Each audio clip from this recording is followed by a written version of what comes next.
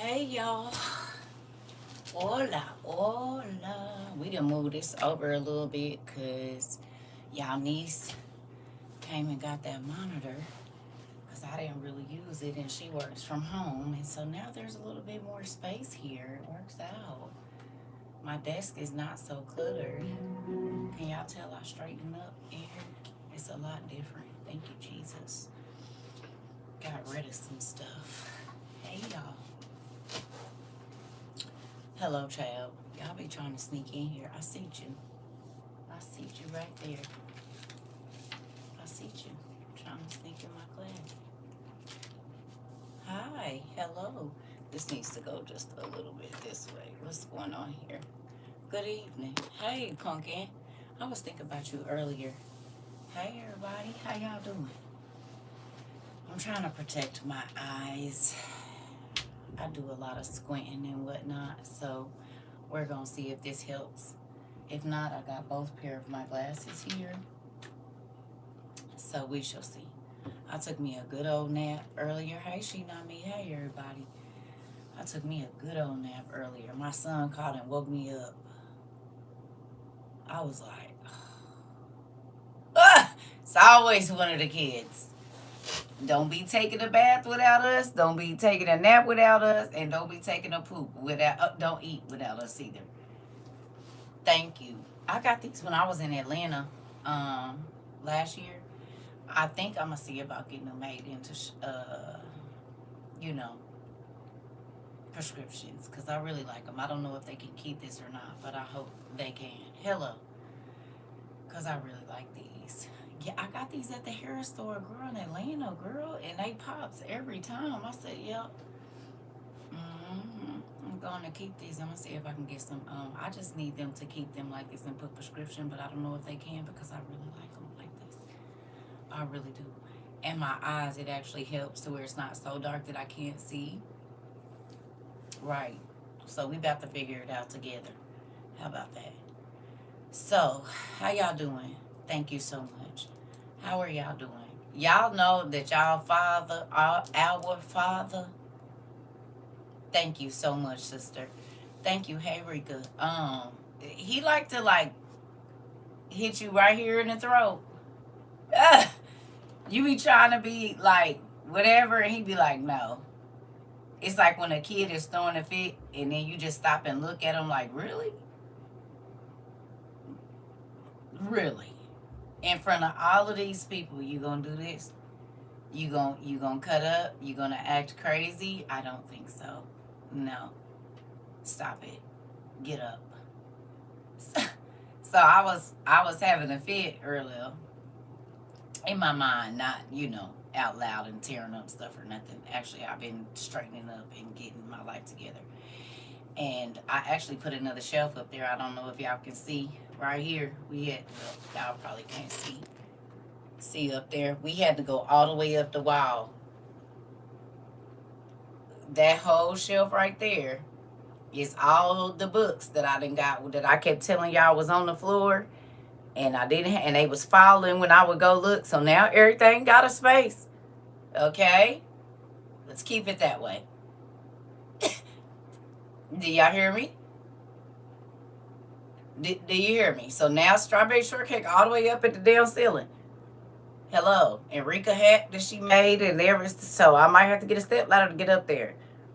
Okay, let's keep it that every book in this house got a space now. Just keep that in mind.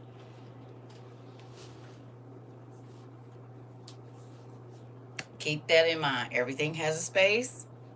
This ain't even all the way stood up. It's okay. It's all right. All these books have a space. Ain't nothing jammed. Well, some stuff is kind of tight, but it'll work. And that too. So let's just leave it. Let's just leave it there. Let's not have to make CERCA do no more.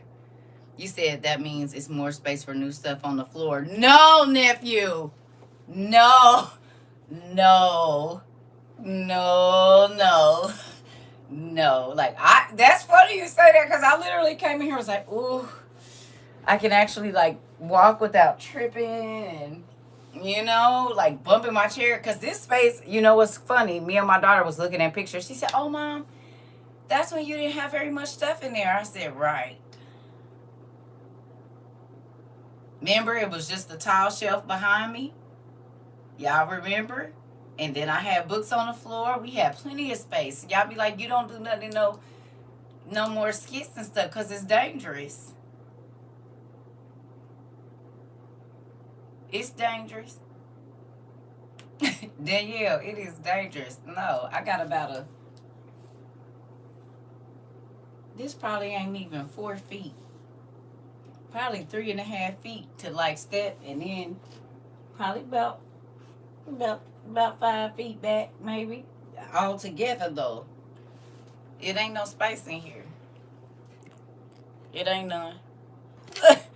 It ain't none. I said they don't care. They do not care. Sorry, y'all. So anyway, I feel better in here. I can breathe, because at first I could not breathe in here. That's why I wasn't coming in here getting nothing out of here, because I couldn't breathe in here. I could not breathe in here. I would come in here for class, and then I would not be back in here, and that's not how that's supposed to be. Because this is supposed to be my study, but I don't be studying in here. It made me not even want to come in here and get no books. I knew that. That's how I knew it was bad. Hello. So there's that. It was bad. It was really bad, because the books falling and stuff, that kind of hurts my heart. That's how they get torn up. But anyway, so our dad decided to chop me in my throat real good. So I figure I'll give y'all some too. Y'all want some? A little bit? I can give y'all some. I got extra. I got a whole lot extra if y'all want some. I need to go get my other iPad so I can plug it up. But I definitely got some if y'all want some. Oh, okay, we'll wait a few minutes then. You said no. Auntie, what you mean no? Of course you want some. I brought y'all a plate of leftovers. It's got greens, macaroni and cheese, whatever else you like to eat. If you eat grass, it's got grass patties on it. Whatever. He said, I don't know. I probably needed to be honest. Listen, that part. That part. You said, "Oh, Tay." You said, don't say that. You said, "Nah, we okay for today." Hilarious. Whose class is this? Not mine. I don't know, you guys. You guys used to be ready to study at 3 o'clock in the morning. What's going on? You getting lazy on me because you're seniors now? What do they call this? Senioritis? Oh, man. He been hitting me off and on today. I believe it. Yeah. Yeah. You said, let's just chill a little bit. Well, I thought about doing some music, but it's not like I don't. I've been listening to gospel pretty much all day, though. So that's the thing. You making me laugh. I'm trying not to cough. Are you sick? I done cried off and on all day. Man, me too. Girl. And then that's why I said he chopped me in my. Okay, so I gotta give this little bit to y'all. We can do something else, whatever. But I'm gonna. Yeah, the gospel been hit today over here too, girl. And he been hit me with songs I ain't never heard before. They old school. Come on in, sister. You can sit by me. Here. Come on. You can sit by me, sister. You can sit over here by me. It's okay. I got a blanket for you, and come on. And some coffee and stuff, or chocolate or tea, whatever you want. You can sit by me. It's okay. It's okay. See, this how we've been going through the same thing. You said a little bit. This been a long week. The week went fast, but it was like the days were weird. Does that make sense? You said you've been in bed feeling sick, but you need some wisdom. Okay. Well, come on over here then. Yeah. It's been yeah. You said love you, teach. It just seems every time you get a rest, we get walloped. That's how my kids used to feel too. Let her alone and let her take a bit. Watch this. That's funny you say that.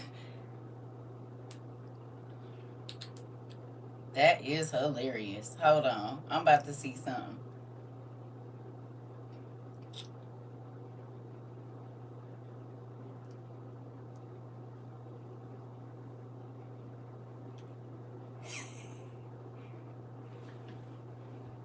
She might be asleep.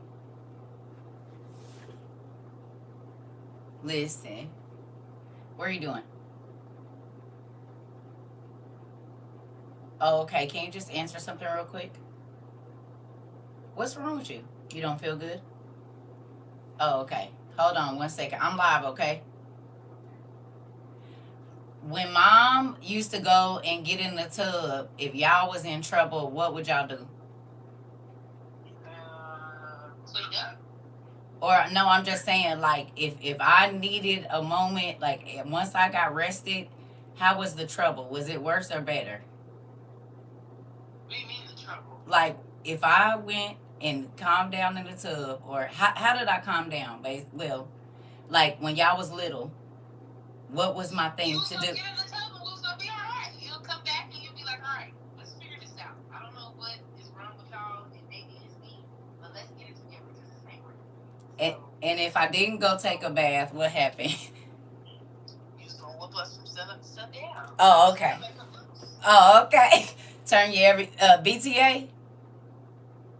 Yeah. Oh, okay. Okay, thank you. Bye. If I go get in that tub, y'all got a fighting chance. If I don't get in that tub, I'm about to wear y'all out. Everything that you thought you got away with in the last 6 months that I have just been journaling, you about to get it all today. That's if you ain't been cleaning your room, if your grades been bad and I've been telling you and I still let you go with your friends, yeah, it's about to come all to a head on the same day. Hellfire. So, sorry. Yeah, pretty much the same thing. I'm trying to tell you. If I get in the tub, you cool. But if I don't get in that tub, baby, I'm about to light fire to everybody. Everybody. Everybody. They be like, just leave her alone. Just don't even go in there. Just leave her alone. Don't let me put on no trap music. It's whooping on beat. Literally gonna be whooping your tail to the beat of whatever the trap song is. You better leave me alone. Get on out of here. Ooh, them children. I love them though. They make me very happy. So we got about 7 minutes, girl. I'm trying to tell you. Listen.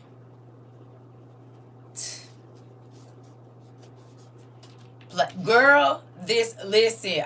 Wait a minute. This one. Petty, but I'm about to do it. Listen. Hold on. Dang, I don't want to get out of this playlist. Is it saved? Hold on, let me see.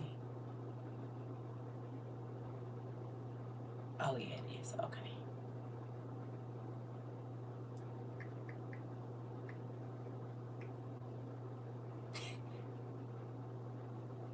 You know a whooping if this coming.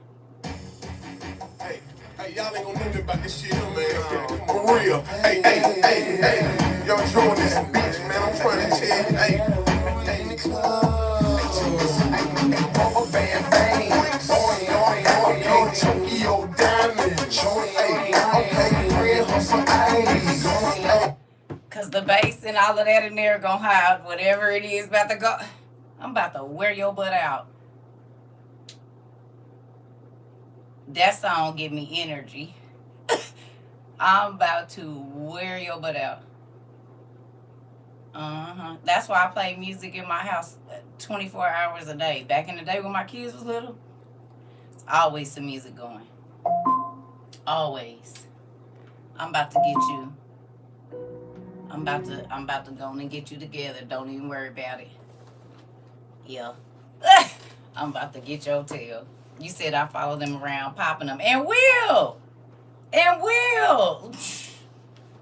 And will. And will. Do you hear me? I listen.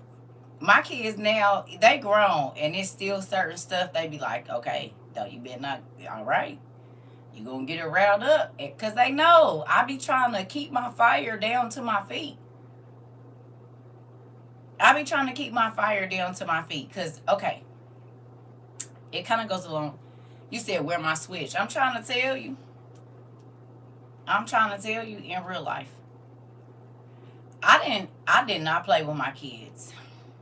And what I mean by that, they still had freedom, and they probably had a lot more freedom than a lot of kids do. But certain things, yeah, I wasn't playing. Because most of those things were life skills. And you had to get that. All that extra stuff, I don't really care. Kids gonna sneak out, they gonna try and drink, they gonna try and smoke, they gonna do all of that stuff. You see what I'm saying? When they get into, high school, whatever. Okay, I already know they gonna sneak out. They're gonna do all of that. They're going to. But the life skill stuff, yeah, no. That's the stuff I wasn't playing about. You need to know life skills. And a lot of people focus more on how their kid is dressed, superficial things that don't have nothing to do with, do your kid know how to go in the bank and start a checking account? Do they know how to pay a bill? That stuff is important. Do you hear me? It's very important. And a lot of people, they focus on what their child looks like and not the substance of their child. How their child, reacts in public, or how they respect their elders. That stuff nowadays that has gone out of the window. That stuff has gone out of the window. These kids, they don't have no respect for adults. They don't have respect. Like, at least we might cuss an adult out, like, but it was somebody we really just didn't have no respect for. It wasn't like we was going around cussing out grandmas and all that kind of stuff. We weren't doing that. I don't know about y'all, but honey, the older ladies in my city and stuff like that, they'll tear your tail up. They didn't care and be waiting on your mama. So we knew, certain people we could be disrespectful with, but for the most part, And I think there's a lot of people now that they not giving their kids what they need to survive without them, or even to make the right decisions in very serious situations, because they just don't talk about it. Well, I just don't want to talk about it. Well, how they gonna know what to do if they get in that situation if you never talk to them about it? Like kidnapping. We don't want to talk about it because we don't want to think about it, but somebody could grab your kid. Do they know what to do? Somebody, one of your teen's friends, could lure them into a situation. Have you taught them what to look for, how to get out, how to play it calm instead of freaking out, which is what makes the normal people want to do something to them? These are things that people need to know. Kids need to know, because their own friends are setting them up to get trafficked and all kinds of stuff. So those things are important. He said these friends nowadays worse than enemies. Baby, this is why I'm happy. Listen, I told my kids. I told them. Y'all nephew just told me a story last night. He said, man, somebody asked me to go to a party, and the party was with a whole bunch of rich folks, and they was, I guess, going on a boat or something. And he was like, I'm not going without my grandma. And they was like, you don't need that. He said, I'm not going without my grandma. They were like, fine. He said, man, I'm not crazy. Never get to blink twice me. That part, son. That part. You hear me? Because folks is crazy nowadays. And people are so, I don't even know what they are. But I don't want no parts of it. I'll tell you that. I don't know. Anyway, so Have you ever been in a situation where you were upset that you didn't get your way? I'm gonna ask you that first off before we get too far into this. Then I'm gonna run to the restroom. It's be in about 20 minutes. You said I'm so sorry. I bring it up all the time, cause even your teacher could do it. What you mean? You said laugh out loud and have. Ah! Okay. You said of course. Okay. I just want to know. We just gonna chop it up for a minute. Yeah. Okay. All right. You said definitely. Okay. So if you have some paper near you or something that you can write on, do y'all already know to have y'all pen and paper sometimes when y'all come on here? You said pure evil. Uh-oh. Huh. Do y'all already know to have something to write with? Okay, good job. Good job. You said yes and pay big time. Uh-oh, auntie. Okay. Can you time and date it, of course, for today? What is today's the 5th? You said most definitely. You said dated my paper, right?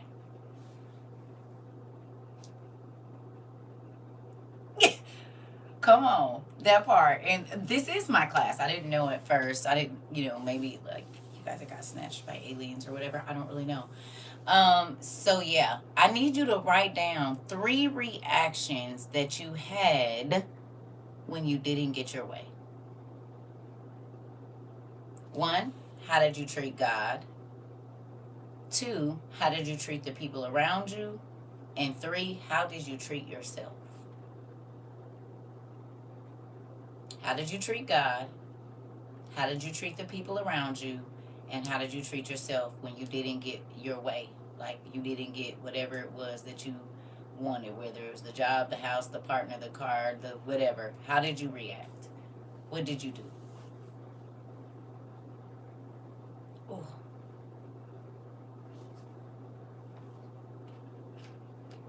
Do y'all use these exercises on other people?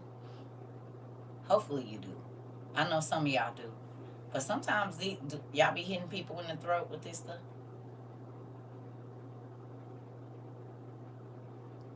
Huh.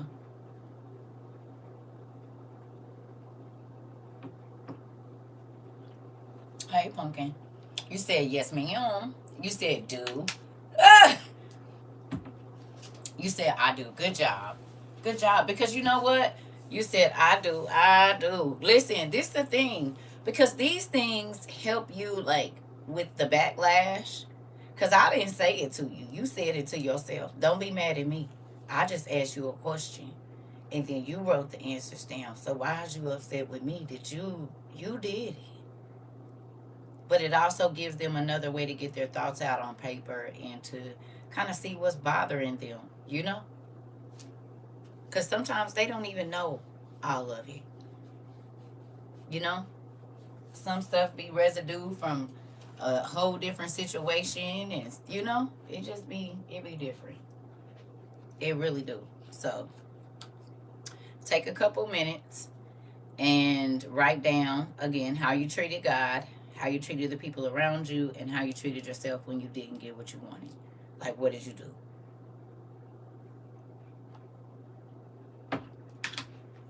And I'll be back.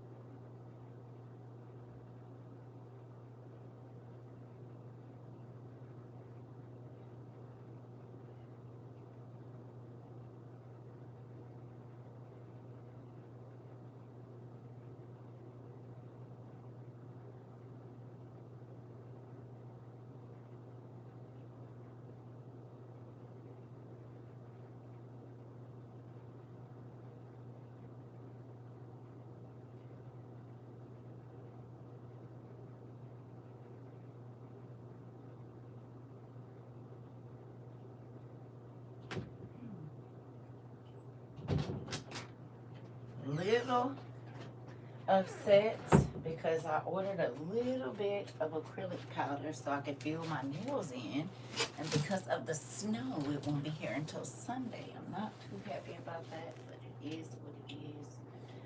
Just deal with it as it comes. Good thing I went to beauty school, right? Y'all got everything down or y'all need some more minutes? Y'all need some more minutes? It feels so much freaking better in here. I actually want to be in here now. It's crazy. It's chaos. Okay, I'm not rushing y'all. I know you. Listen. Do you? You know how it used to come in. I don't know about y'all, but when I went to school in kindergarten through 5th grade, we walked in a room and there was something on the agenda, like an early morning task in the morning that we had to do before we got ready for, to sit down and do whatever work we had to do. And so that's kind of why we do these exercises not in the morning, but in the beginning of class, most times, just to get you thinking. A bell ringer, that's what y'all called it? Okay. So, y'all had bell ringers. We had agendas or whatever it was, but it definitely got you in the mind to study and get ready to sit down and think about some stuff. Get your mind off whatever was going on at home or whatever, all that old stuff. It worked out.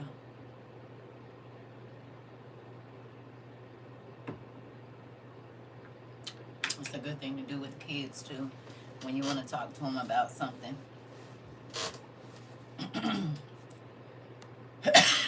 Excuse me.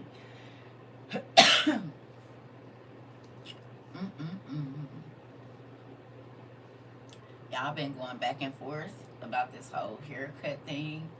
Part of me is like, are you crazy? And then part of me is like, it's gonna grow back, right? And so then there's been that whole thing of, yeah, I probably did that out of like, I've been saying I was gonna cut it, but I probably should have used a different method, like pulling it up in a ponytail and just clipping the ends like I knew to do, but I did it in frustration. Don't do stuff like that. Me and 2 of my daughters all just, which is crazy. Thank you. Hey, Pumpkin. Thank you. Hey, we're doing an exercise. You have to write down. Kiss my niece and my nephew for me, please, and thank you. What was I about to say? Oh, you have to think of a time that you did not get what you want, and then you have to write down how you treated God, how you treated others around you, and then how you treated yourself when you didn't get what you wanted. Excuse me.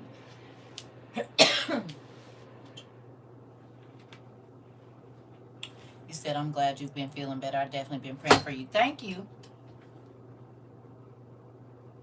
Oh, don't. And do, nephew. Now, you know what? It's a part of this lesson we about to do, Pumpkin. Because I've been having my moments, but again, I've been going through, like, it's not just, it's a lot of different stuff, right? But it goes along with what we about to do. So come on in. I'm about to show y'all something. Because y'all know I gotta, most of my lessons come out of my life. Not all, but most of them do. Some of them is just whatever God want me to say. But a lot of the lessons that I teach, it's what I've lived. And I think that's a big part of discipleship. Hey, you said I just saw the 3D chicken.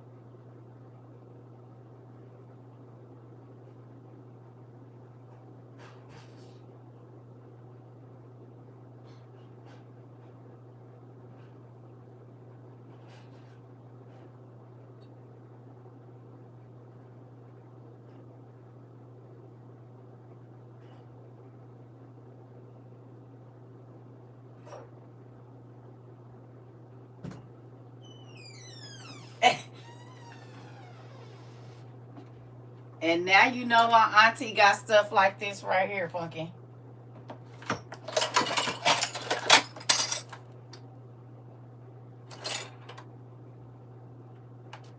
Auntie, I just got my groceries and I was surprised at how much was bioengineered. Oh, nephew, nephew, nephew. You see that? This is why your auntie got stuff like this, baby. Listen, after 2010, after watching Food Inc., I was repulsed at. That's why auntie started making her own bread, my own spaghetti sauce, my own butter, my own. The only thing I ain't mastered is cheese for the most part. My own pasta. I started going and getting turkeys because I don't really eat ground beef, and busting them down, smoking them, grinding my own meat, weighing up my own meat. I got my meat scale in there to to I'm telling you, and it shrank my grocery bill like crazy too. I went from spending a good $600 a month on just like meat and stuff like that to nowhere near that. And that's why when I first came on here, that's what I was gonna do, was teach people how to save money by processing your own food and that type thing. That's why I don't do that. You said it has been leaked that they giving us spoiled and expired food. I've been told y'all that. Listen, it's a reason there's 2 KitchenAids in there, and y'all need to keep trying to get mine. I said no. You need to go to the pawn shop and find one. No, because I might have to have one grinded meat and one I don't want to because they're gonna do it. It's just a meat grinder. Just look up meat grinder attachment to your mixer, depending on what kind of mixer you got, because they're gonna be playing. That's why I did it real quick, because they're gonna think I'm trying to push something. TT, I was just watching a clip yesterday, and it was talking about an old movie called Solving Green. Have you heard of it? Yes, but I told y'all it ain't. Listen, I told y'all the story about my uncle in 2010 that was working at the very meat packing plant that is in the news right now. I told y'all a story about that. That's how I started grinding my own meat. But my real dad had told me a story. He worked at a meat plant in the state that I'm from when I was little. And he used to tell me all the time about accidents and stuff that would happen, and that they couldn't get to what it was and all these different things. And then I heard it again in my 30s. So at like 12 or 13, I heard it from one person. And then at 32, roughly 30 something like that, I heard it again from another person. I was like, oh, okay, so this real. He said, I understand snacks being fake, but real food is insane. Nephew. So, if you have read the 12 Patriarchs and you read about Joseph and the Memphis woman, the Memphian woman, she kept putting stuff in his food, enchantments and things like that. This is why God tells us you need to pray before you, like, you need to pray over everything you eat. You need to pray over everything you drink. It is not a game. You said, okay, I'm definitely gonna be you said gonna be watching it. Listen.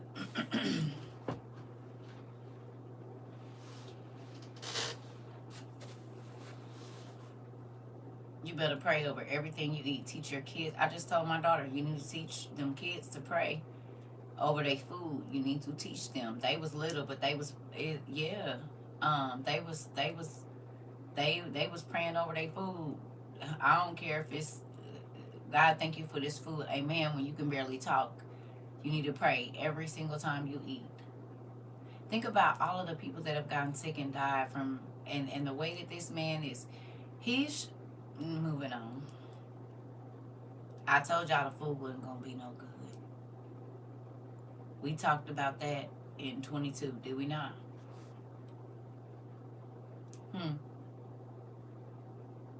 We talked about the food not being no good during this time in 22. And what's happening? It's a recall on everything. Cheese, butter, milk, meat, water, The vegetables is bending. Like, y'all don't think that it's crazy that a year or two before all of this happened, 3 years, 4 years, you all started uh getting canned goods and preparing food and all of that. That was not a coincidence. Thank you, Tasia.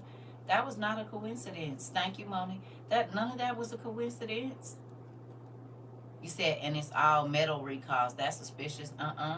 So you might not have been here, McCollin, but I talked to these mothers when I first got on here about making their own powdered milk for their children, because a lot of the reason that a lot of these babies have digestive problems early on in as infants is because a lot of the powdered milk has metal in it.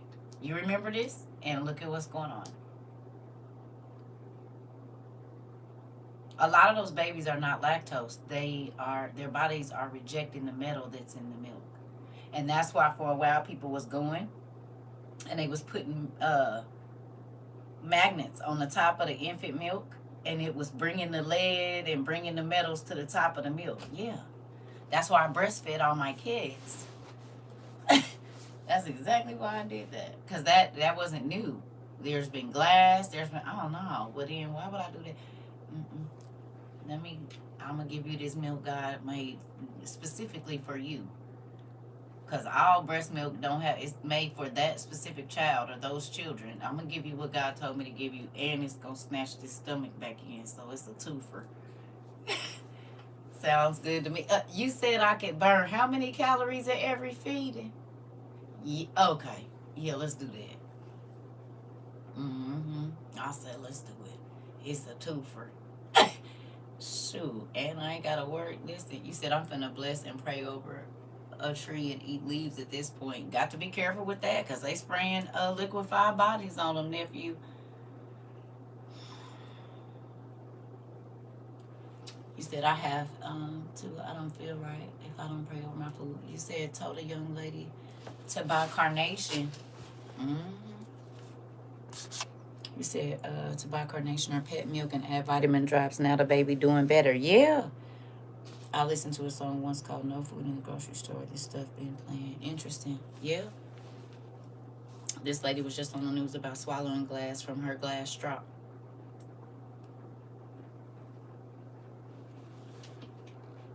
They trying to kill us. Nope. I be trying to tell y'all.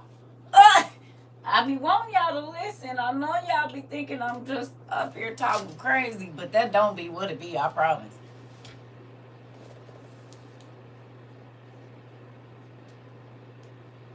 I try to tell y'all. Hey, Auntie. I've been trying to tell y'all for a minute. They trying to take us out. Girl, yeah. Yeah. And why y'all, listen, people think, oh, CERCA is crazy. No. It be the crazy ones that make it out. I told y'all that. I even pray over my pet's food too. Yeah. You said I'm thankful for every word. Me too. Okay, so look, y'all. And I say this not in a like pompous way. Now do y'all see why I do not care what humans say as far as like what people say is not gonna happen? If God tells me to pay attention, look at something, learn a skill, whatever it is, it's because there is something that is coming that is going to be relevant to what it is that He is asking me to do. Baby, you ain't got the... I don't care if nobody believe it. If God tell me, nigga, I'm moving on that. Do you hear me? It ain't no... Oh, did we or did we not in 2023? At the end of 2023, we learned about this. It was either 2023 or 2024.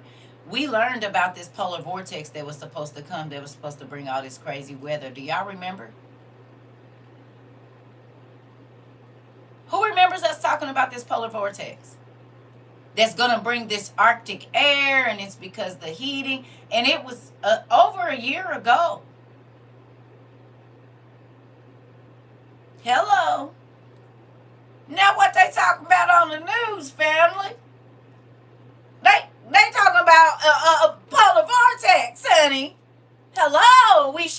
said every single class that we have ever had here is for a reason. I promise you, it is not for nothing. I said, oh, we already knew. Yeah, we already knew. So we went and bought wool socks and wool blankets and, you know, terracotta pots and all kinds of stuff just in case. Heat tape to wrap our pipes. And did. Hello. Did. Sleeping bags. All that old good stuff. Just in case the day after tomorrow want to show up. I was just talking to my sister about how extremely cold it is, and it hit out of nowhere.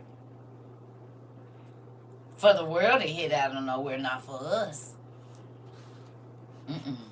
Not for us. It didn't hit out of nowhere. You said pool noodles work on pipes too. Thank you, Auntie. Pool noodles work on pipes. Thank you, Auntie. See, this is why you got to have ingenuity. You said we've been said that even back in 20. Yep. Yep. You said this is why I've been trying to get my milk supply up, but baby over here fussy. Listen. When I tell you that you do not have to be running behind, it's not going to say that you're always going to be so far ahead. But if you ask God, he will tell you. Might not like what he said. Nobody in 22 wanted to hear about none of the stuff that's happening in Project 2025. That don't mean they wasn't going to be living it. And look where we at. You said, what did the to make a radiator heater with candles. Good evening, Tootie. You can make heaters with them. So we bought big ones and little ones to put in rooms, and then one for like the common space. Yeah.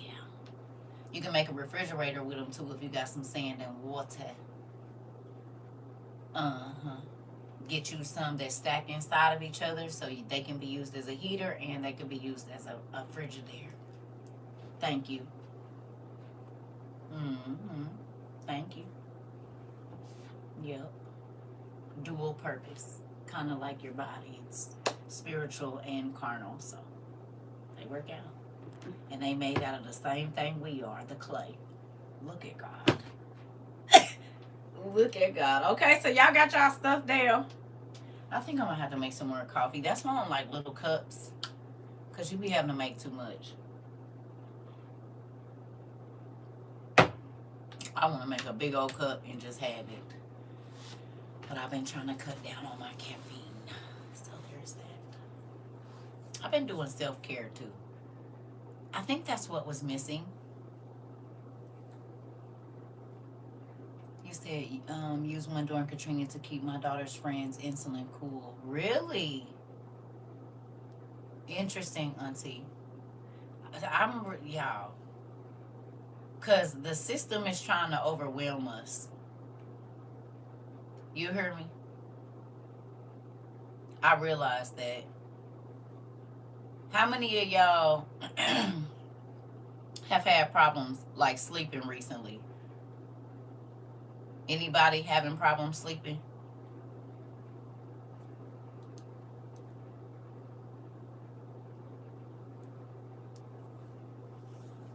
Interesting. Hands and feet in the air. Okay. Okay. Okay. Sleeping and your neck hurts. Okay. Okay, can y'all do me a favor?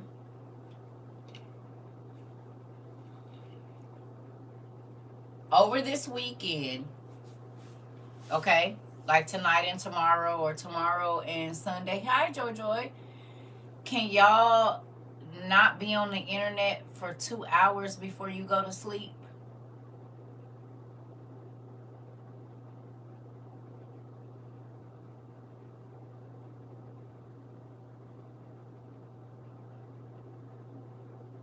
Two hours. Super crazy dreams, back pains, waking up constantly. Okay. Okay. Try. Does that mean TV too? You sleep with YouTube on? Okay. Try to put on some music and keep it low. Like if you can set a channel, he said just like in Jasher, Pharaoh put more work on the people to stress them out to forget who they are. Yep. Yep. Try. You said I've been extremely sleepy, fainted at work today, hit my head on the car. Oh my God! Yeah, it's you. It's time. The devil want us to be overwhelmed, y'all. Then you can't make good decisions, and you're just kind of like a zombie. Pull back. We're overstimulated. We are. You said yes, ma'am. I've been trying to cut my time down. Yeah. I listen to Bible Gateway every night. Okay, you said, or I'll be sleepy and then all of a sudden I can't fall asleep. I'll be up. Okay. We overstimulated, family. I said, nope, insomnia, not doing it, can't be here. Girl, that's why I've been like, not before I go to bed. I'll turn on, like, because I need something to go to sleep. So I'll turn on something to go to sleep. And then I'll turn over and turn it all the way down, because I watch it on my iPad instead of my TV. But it cuts off after like one show, probably two. Am I sleeping good? I ain't even had to really put on no lavender. So lately I've been hearing rings in my ears on and off. Me too. Yep. Okay. Yeah. So that's why and I probably ain't gonna be on here you know as much in the next couple of days, because I realized I was just like, you said me too, I can cut the pick off my TV and let the noise, that's what I do sometimes. I just need to hear a little something. I'm going to retreat for 4 days this weekend without the twins, so I should be able to get some sleep. Yeah, yeah, yeah. Me too. So think about this. Yeah. So think about this, right? Either find some calming music or something else. But that doom scrolling thing, because I'm going to tell y'all what happened to me, right? Since about July, June, I've been kind of like running. I was down there with the kids and I was back. Then I was down there with the kids. Then the whole situation. And then my son and this. And it's just been things and things and things. So then I'm just kind of going through it, pressing it down. Going through it, pressing it down. Going through it, pressing it down. Well, a cluttered house is a cluttered mind. Do we agree?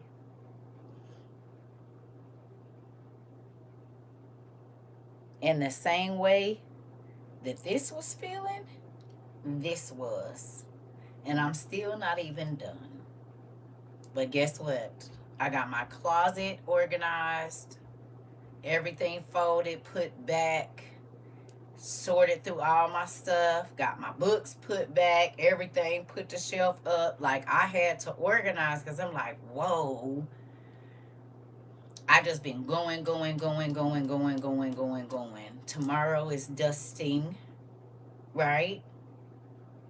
And finishing all of that. I got some stuff out of this closet because she took the what you call it and some other stuff. Yeah, other these took the other thing. Yeah. Come on and get this stuff. You hear me? You said I've been working on donating a lot of things that no longer fit me, cleaning out the house. Yeah. I had to feng shui this house or whatever you want to call it, baby. Because guess what? This got to get together. And this can't get together if it's, now granted, it's a lot of stuff in here. So I just have to find a place. Case in point, the new shelf. But I will find one. And if not, I'll build one. Because what can't be is, this can't be out and that, no. I said, let me go on and get this stuff together. Because, honey, the devil want to put some heavy feelings around here. And he's using whatever he can. right? Kids, job, work, fear of the future. What's gonna happen with this? It's all of this information and just it's just a lot. And we have got to be able to steal away and just sit in silence if we have to. He said, I've been trying to clean up my office for 3 weeks, just very distracted. Uh-huh. And so you know what I did? Let me show you. Oh, it's so crazy. I notice whenever I'm trying to clean something, I be on TikTok. Well, you gotta swipe, right? You gotta swipe. Cause I used to be like, I was so productive before TikTok. I really was. Like I would be sitting around like I ain't got nothing to do. TikTok came, it's always a million things. You know why? Because you have to engage. It's not like not even Instagram. We'll say YouTube. You can put on YouTube and walk through the house. You know what I'm saying? You don't gotta be touching it every minute of the day.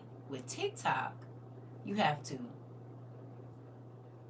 both of your hands, even if you got that little thing, you got to come back, swipe up, all of this. So you're constantly on this phone. You said interactive, right? Distractions is this playground. Yeah. Yeah, you have to. So then how you washing dishes if you doing this? How you folding clothes if you doing this? Even if you folding clothes and you looking, if it's not alive, you have to keep, okay? So I quit scrolling and I had time to fold all the clothes. I had time. I just pulled everything off the shelves in the thing. I put on a movie one time. Then I was listening to music. I got my whole closet done. Got everything put up. Was able to put all my jewelry back. Like, I was like, oh, that's what it is. Because you can't do nothing if you're doing this all day. There's nothing you can do but this. You hear me? This. That's it. And I realized almost every video, once you get into your FYP, if you stay in that and don't click out of it, it's just the exact same thing. Just somebody else saying it in a different way over and over. I said,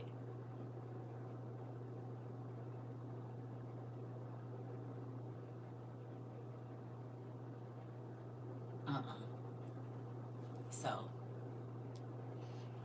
put TikTok down. I guarantee you you'll get some more stuff done. These earrings is hurting my ears. I don't know why.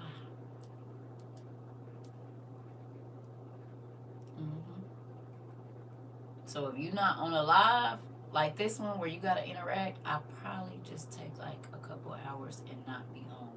You'll get productive. Because I think that the whole weight of all of the information, you said the devil thrives in taking us out of reality and wasting time. You said it's the games for you. Okay. Well, whichever it is, because I was starting to feel overwhelmed coming in here. It was just so much stuff and nothing was organized and stuff was at a place and just, you said, yes, I need to move. And I've been wasting a lot of time scrolling instead of packing. Yep. You said all of the social media, Facebook, Instagram, you have to engage in all of them. Yeah. But it seemed like TikTok have a different hold on me. Well, maybe it's just me. Right? But it seemed like with TikTok, it's just tick, tock, tick, tock, that. You said you're breaking up during that PSA. I bet. Hey, Bev. I bet.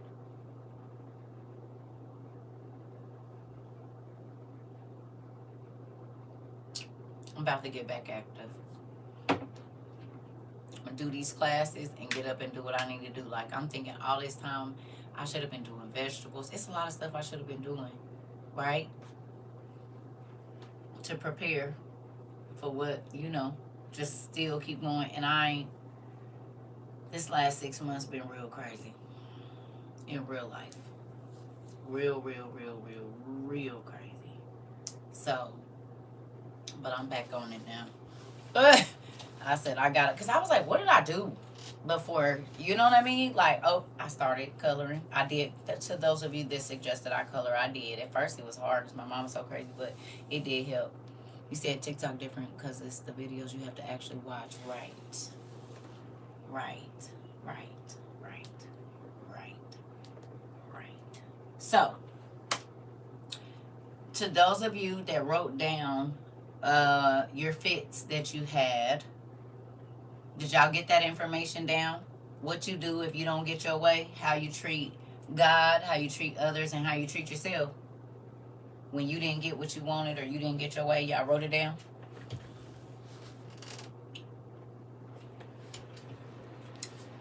Hmm. You said me coloring too. Listen, it's crazy. Ooh. Okay. Y'all got that down. All right. Now, before I use TikTok daily, I would go in and lose a whole Saturday. So I said TikTok is the devil. That part, Brian. That part. Listen. What the heck? Right. Man. I used to be so productive. And then TikTok will steal your whole day. You look up, it's been 8 hours. You be like, at least 4 for sure. So, now that you know how you act, if you have a kid, a little brother, a little sister, a grandkid, I don't know, some little person around you that you have told no, can you please write down what they did? How they react to you saying no. When you tell them they can't have something or they have to wait, what is the reaction that they give you? The little people around. It could be students, whatever little people be, if you be around little people. And I don't mean, y'all know what I mean, little kids. Your grandkids, nieces and nephews, brothers and sisters, the neighbors' kids, I don't know, whoever's kids. But when you tell them, no, you cannot have something, or you cannot go right now, or you cannot do this, or whatever it is, what is the reaction that they give you? Can you please write that down on the paper underneath wherever you wrote your fits at?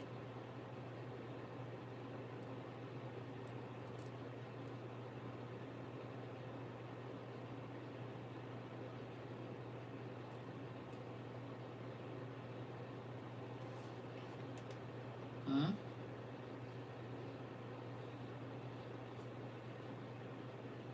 When I tell you, I don't like, I don't, that's one of these.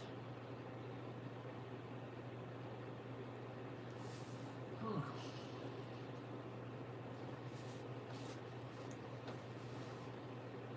Getting old is a trip, and when it get cold, you do get stiff. I don't care what nobody say. Your bones get the cracking and popping and stuff. Just 'cause it's cold outside, I'm in a very warm house. And my bones still act like I'm sitting outside. Guess that's what being made part of the dirt, partially out of dirt, will do to you. You feel what they feel, the trees and everything. You feel all of it. I'm happy I'm getting old though.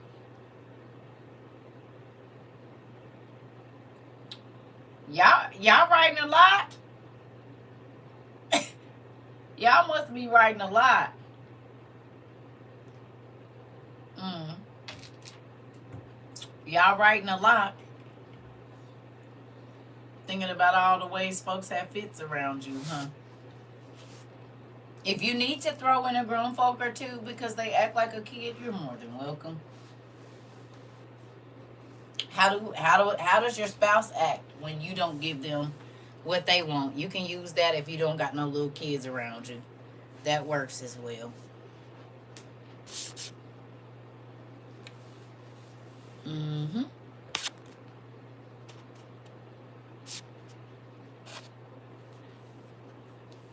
He said, no, I'm knitting a scarf for my son's teacher in this class. Mate, he was Oh no. Okay, if you know, Isabel, if you can't do the assignment right now, I'm just talking about for the people that already have started writing it down. If you doing something, you know that's okay. You can always go back and do it later. That's just for the people that did start the assignment real quick, and then we gonna get to what we gonna get to. I just want to show y'all something.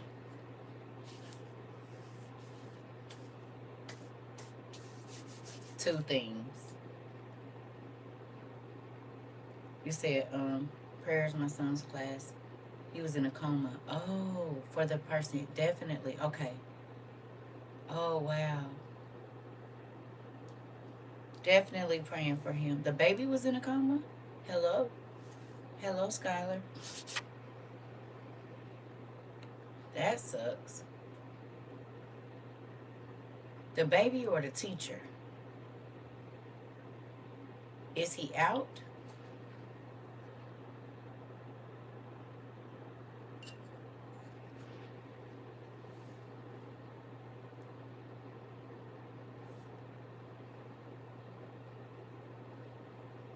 The devil is moving around here. He's at home. He's not responding right now. So he's still in a coma. Jesus, you know what to do.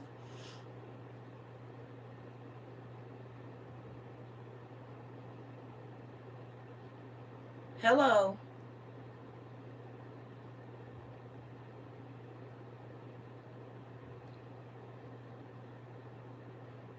You need to get that mama some oil and have her pray against the spirit of coma. Who remembers that from our studies in spiritual warfare? Because they can never tell you how they slipped into it, but we know.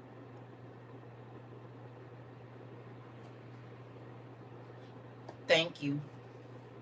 Yes. Come on. Coma ain't nothing but a spirit. Hello.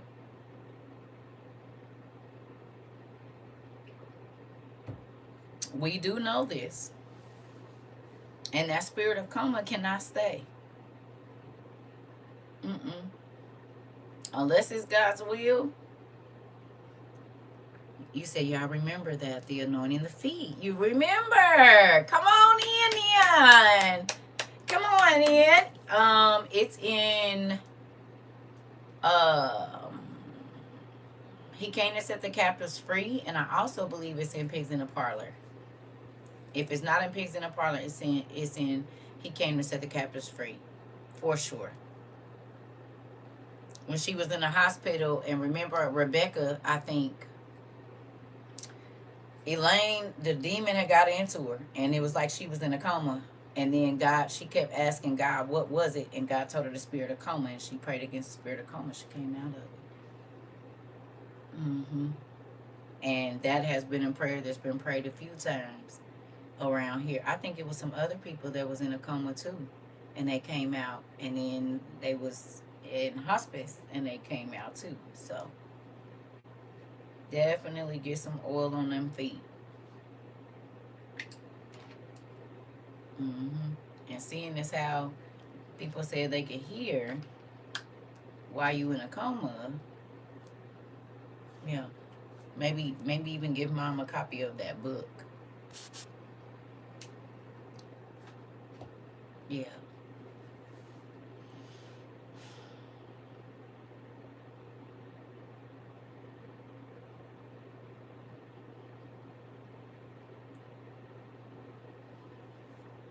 There is not one day that the enemy is not going to try to take your joy, your happiness, your peace.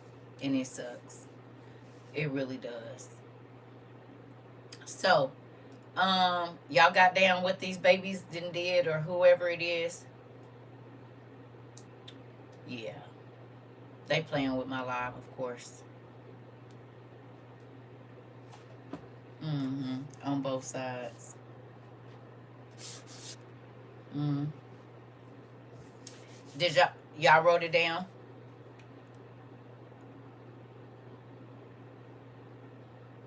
Y'all might have to go out and come back in. Y'all know they over here. The peoples. is here. They over here. Hey, the peoples is over here. Y'all already know they is.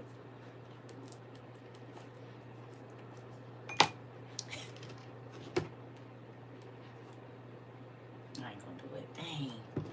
Ah! I'm just gonna leave it. I'm gonna do it anyway. I'm gonna just do it. I'm gonna just.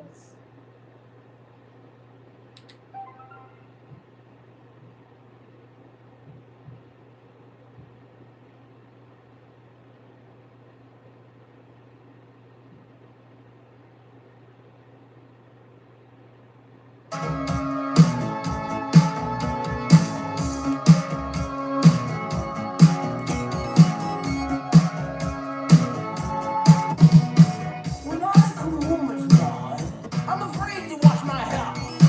Cause I might open my eyes and find someone standing there. People say I'm crazy, just a little touch.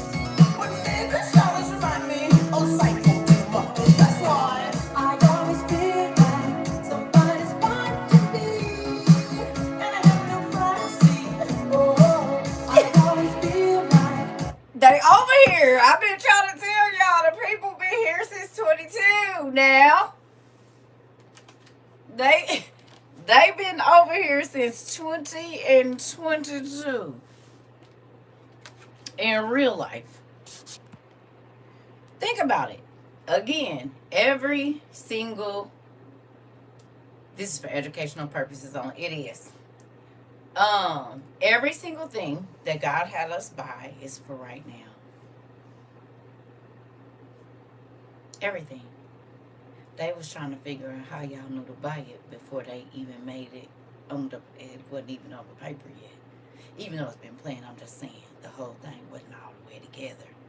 And when we started buying stuff that has everything to do with what's happening now, but we did that in 22, 23, and 24. This is why they hid the list at the end of 22. They hid it from what, 22 to almost 24.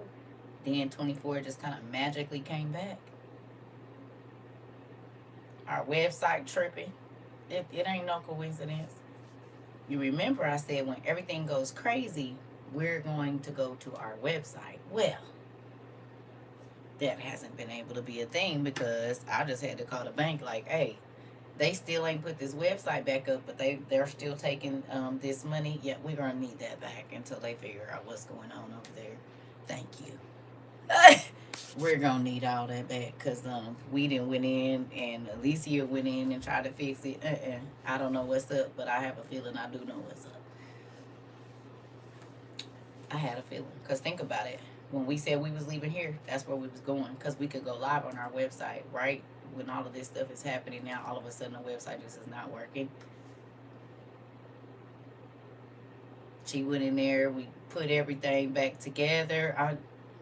It's been up since May or March of 2022. That makes no sense. None whatsoever. Hey, Pumpkin. So, now that y'all got that stuff down, let's go. Come on, I ain't gonna keep y'all. It's already 9 o'clock.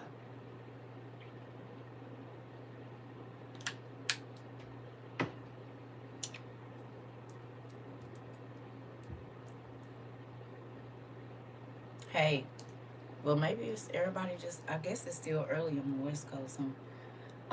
These, I'm not going to be able to do these. I can't, y'all. I'm sorry. When I put these on, sometimes if I wear earrings too long, it hurt my ears. I don't know. I don't know why. But sometimes certain earrings just be making my ears hurt. Okay, that's better. That's causing me a headache or something. I don't know.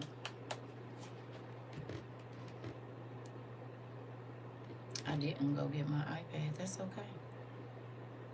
We're just going.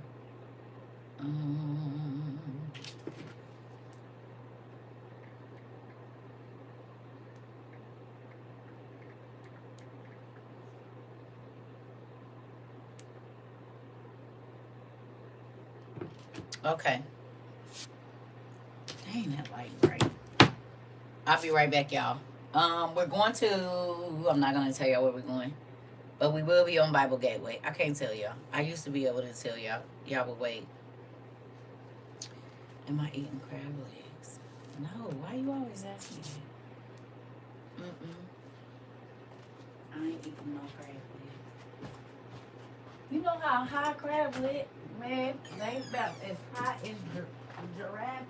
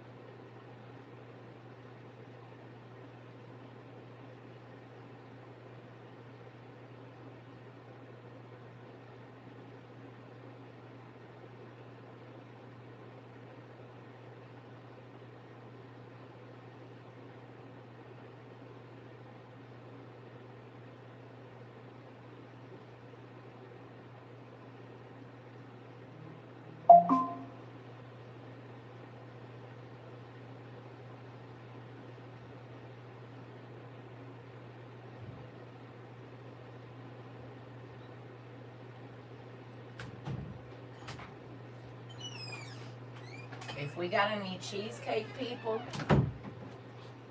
uh, all of these got some pecan, uh, cream cheese spread. If you're gonna make you a frozen type pecan cheesecake, I definitely think that you need to go get that and whip that in with some with some regular cream cheese. If you're gonna bake it, do what you're gonna do, but it's real good. And I was eating it with some Biscoff cookies last night. Oh my goodness. I think I'm gonna make me a something. I don't know what I might make me a little cheesecake or something. Cause it's real nice. I just want y'all to know. It's like pecan and honey or something. I don't know what it is, but it's so good it don't make no sense. I'm telling you. I made a turtle cheesecake like that before. It had the chocolate chips and caramel on top. I love turtle cheesecake. Love it. I like cheesecake. I like sweet potato cheesecake, Oreo cookie cheesecake, strawberry cheesecake, baby plain cheesecake, cherry cheesecake, key lime cheesecake. Baby, I love cheesecake, period. Mm-hmm. Don't really care for it with pineapples on it, but I will eat that too. Listen, don't put no oranges or nothing on it. But cheesecake, period. Yeah. I need cheesecake. Listen, and I'm gonna be tearing the toilet up. I don't care. I'm still gonna eat it. I'm still gonna eat it. I'm definitely known for buying the sampler and eating it all. And I like to put the chocolate one with the strawberry. Like it's a whole system I have. Mm-hmm. I like cheesecake. All right, y'all. So we are going to hold on 1 second.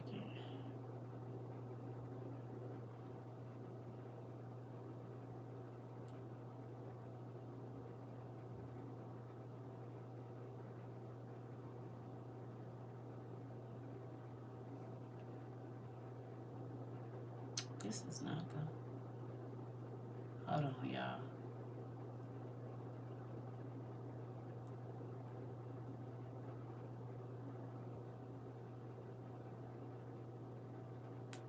Which freaking. Hold on, y'all, because y'all know I be reading this in 1,000 different versions, and I read it on my iPad.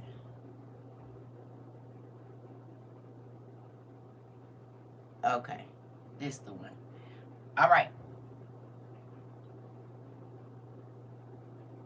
A chorizo cheesecake. I've never had that. It sounds really good though. I don't even know what it is, but just because I haven't had it, that's why it sounds real good. Hello. Okay, so look, we're going to First Kings 19, and I know we know this story, but we about to look at something real quick. So did you? Hi, Riz. Did you write down all of your fits and what you did and how you treated God, how you treated other people, and how you treated yourself when you didn't get what you want? Excuse me. Yes.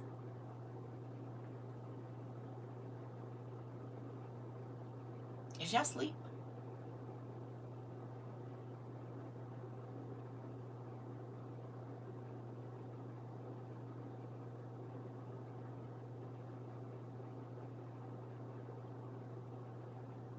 Okay.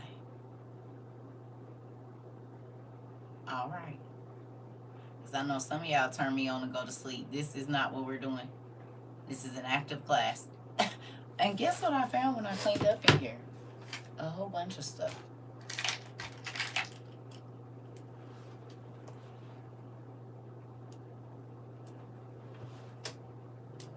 Did. You said you don't want to wake up. I said get up. I said get up right now. I said get up. I'm not going to tell you again. I said get up. You said what? Found all of them. I said, oh, did. I said wake up, niggas. I said get up. I said get up. He said I'm up. Get on up. I ain't even got to come close to you. I said get up. Get up. You see how that worked? Found all my stuff. I had been looking for them. They was back there. I probably had to hide these from Emu. That's probably why they was up there. I'm thinking. She digs around and stuff. Just be messing with stuff. She like her mama. Just be touching stuff. You said I should be watching my eyelids. Hilarious. Says, oh shoot. I wonder where those went heads at. Right. Right. Now I ain't got to move all the way over here. You said no ma'am, network issues over here. I figured because my stuff been tripping too. My internet kept going in and out yesterday and earlier this morning. All right, let's get it. We're not reading all of this. We're just gonna get to this part right here. So first of all, I want to read to y'all something. I said, oh.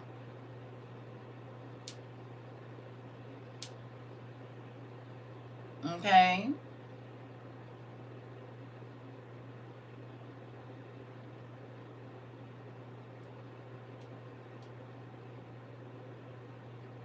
You ready? When I tell you he liked to chop folks in the throat, watch this. It says, before the world began, God planned that Christ, Jesus, would show us God's kindness. It says, before the world began, God planned to send Jesus to die on the cross to save you from your sin so that you could be his own. Your sin doesn't surprise God. He isn't shocked when you fail. He knew you would, just like he knew all of us would, knowing all along that his son would have to die for our mistakes and bad choices. He created the earth and all of humanity in order to show his kindness. Never underestimate how much God loves you. He loved you enough to bring you into this world even though he knew you would fail. He knew you would sin against him, but he always knew how much he was willing to pay for you. God's kindness ought to be your inspiration and your hope. You are never a lost cause. Never. Your sinfulness is nothing new. Millions before you have sinned just as badly, if not worse, and have been forgiven. God didn't save you because you were perfectly holy. He saved you because He is holy.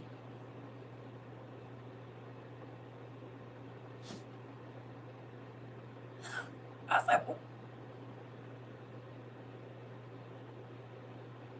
okay.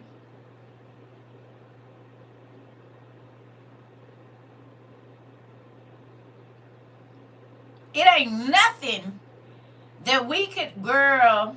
I said, oh,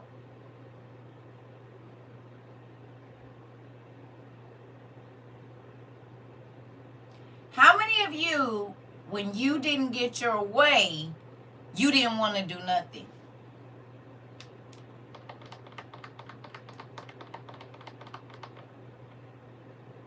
When you didn't get what you wanted, you said, well, I'm not going to do nothing then. I'm whatever you already had planned, whatever it was that you were going to do, you was like, well, whatever. Right. Me too. Mm-hmm. Mm-hmm. We family. Mm-hmm. You walk around with an attitude a little bit. You was short with folks. Lock yourself in a room, throwing a fit. You ain't about to do nothing. You not cooking. You not cleaning. You just about to be. Because I'm tired of not getting my way and all of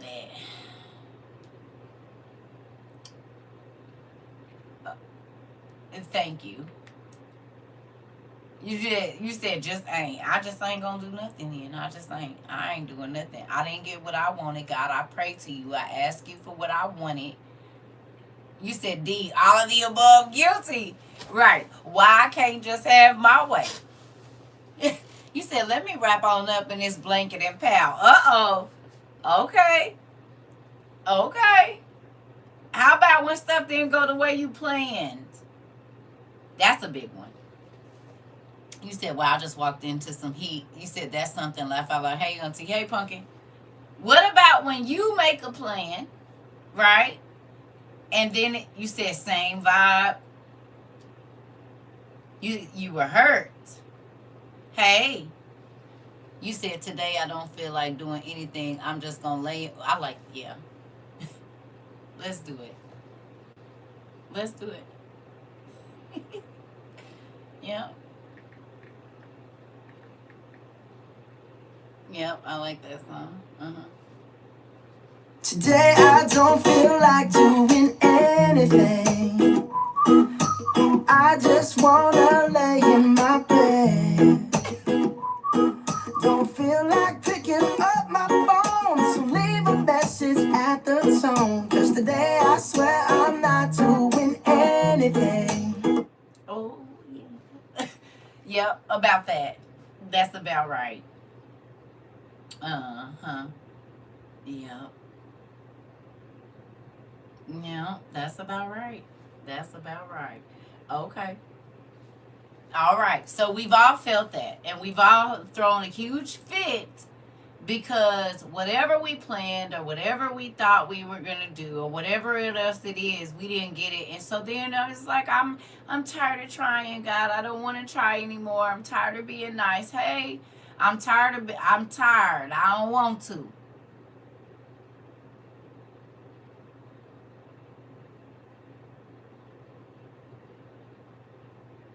You said, get out of my room. And then God said this right here. He said this.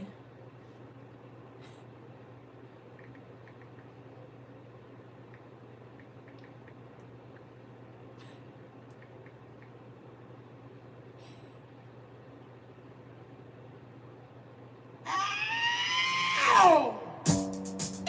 Oh! Drag that! Yeah, I'm back! I'm back! I'm back! I'm back! I'm back! Get up off of that thing and dance to you better. Get up off of that thing and dance to you. Sing it now. Get up off of that thing. Oh, And dance to you better. Get up off of that thing. Try to release that pressure. Get up off of that thing.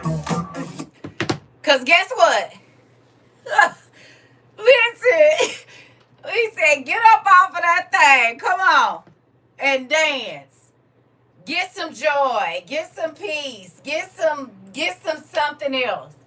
What is you doing? Get up. Get up. Get up. You hear me? Get up. He said what? Make the youth feel better. Get up off of that thing and shake the say it now. Get up off of that thing and shake the youth feel better. Get up off of that thing. Put that on when you say you want to lay in the bed. Right. Right. Put that, get on up and do what you need to do. Pouting ain't about to do nothing. It is not about to change the situation. Stand up.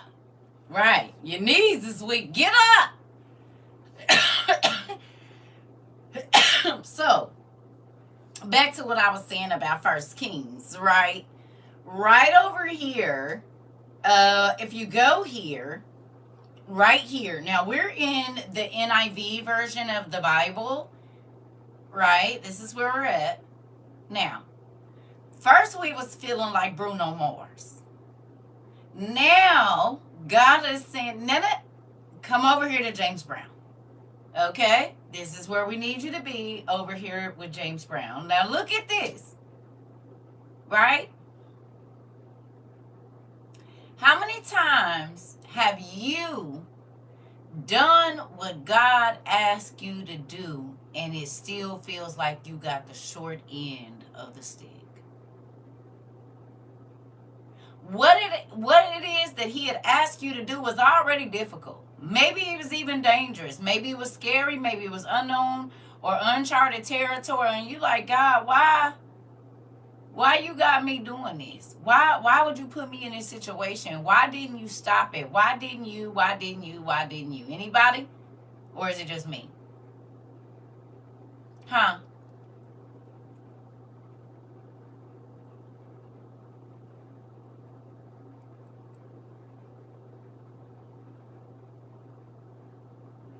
You said the buildup is real, but yes, me. Okay. You said, woo, being the bigger person. You said it had to play out. Okay. It does. Right? It definitely does. Okay, so look.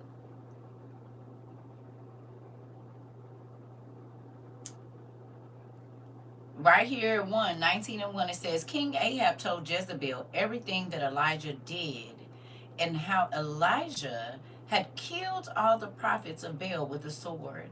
So Jezebel sent a messenger to Elijah and said, I swear that by this time tomorrow you will be just as dead as those prophets.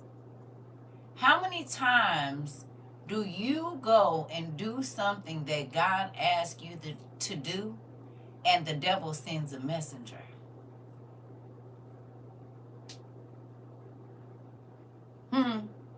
You won't hide because you did what God asked you to do.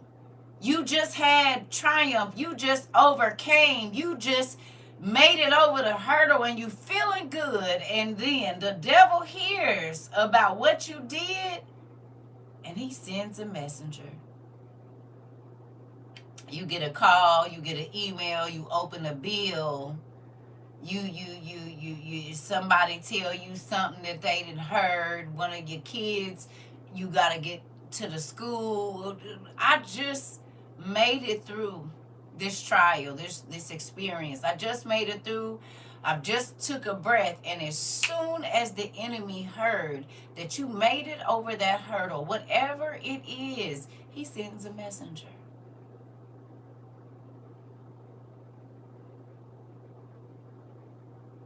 And whatever joy, whatever peace, whatever it was that you felt, as soon as the words hit that little drum on the inside and now, your heart dropped with it. Your shoulders dropped with it. And instantly your mind took you back to whatever the last crazy situation was for you. Right? You forget you just came through a triumph, through a trial, and you triumphed over the trial. You made it through. But as soon as the devil sends a messenger, all of that drains out. That energy, the joy that you feel, all of a sudden it's like,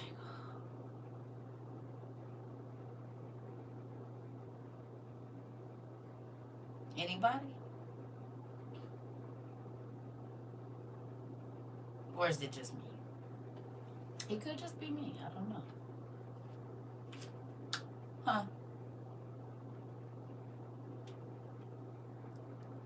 Sound like my work day. Uh-oh, auntie, I'm sorry. I'm sorry. I'm sorry. You feel defeated. Mm-hmm. You said takes the literal wind out of the sail. It does. It does. You said me. That part. That part. That part. Okay. All right. Well, let's keep going. Shall we? Shall we keep going? I think we shall. All right. When Elijah heard this, he was afraid. So he ran away to save his life. He took his servant with him, and they went to Beersheba in Judah. Then Elijah left his servant in Beersheba and walked for a whole day into the desert. How many of you run away once you get some bad news? Is that where your depression starts?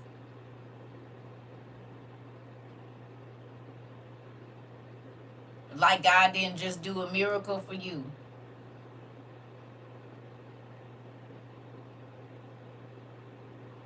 Is that where your bad attitudes start?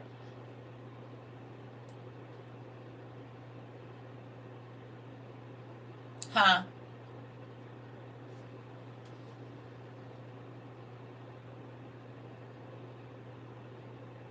Is it? You said, I've been known to run away at times, guilty. You said, be needing to gather your thoughts. Okay. How long do you stay away?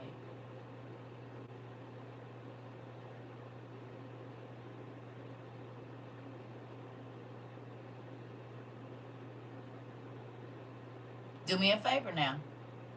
Go back up to the second question I asked you, which is, when you don't get your way, how do you treat God?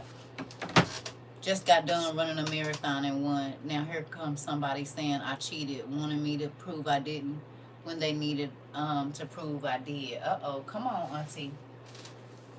That part, instead of me trying to figure it out, I'm trusting that I have no choice. Okay. But we talking about it in times that you did it. What did you do? Did you stop praying?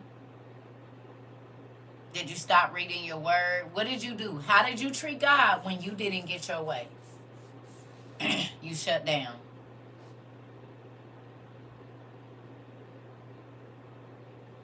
Quit going to church. Stop listening to the word on the way to work. What you do? I tell myself, it's better left alone and stay away. Interesting.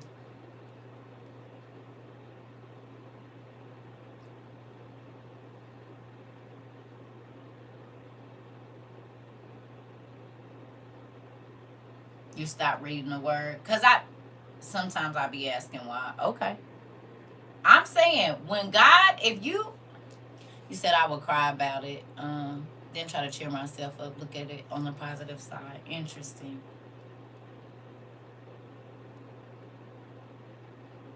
You turn to the world. Okay, this is what I'm looking for right here. Right. That's what I'm talking about. Yep. That's what I'm talking about right there. That kind of stuff. Did you go back to the club? Did you start drinking again? What did you do when what you planned for your life or your whatever, and God did not let it go the way, or what you thought didn't happen? What did you do to God? I know for me, I went back to turning up.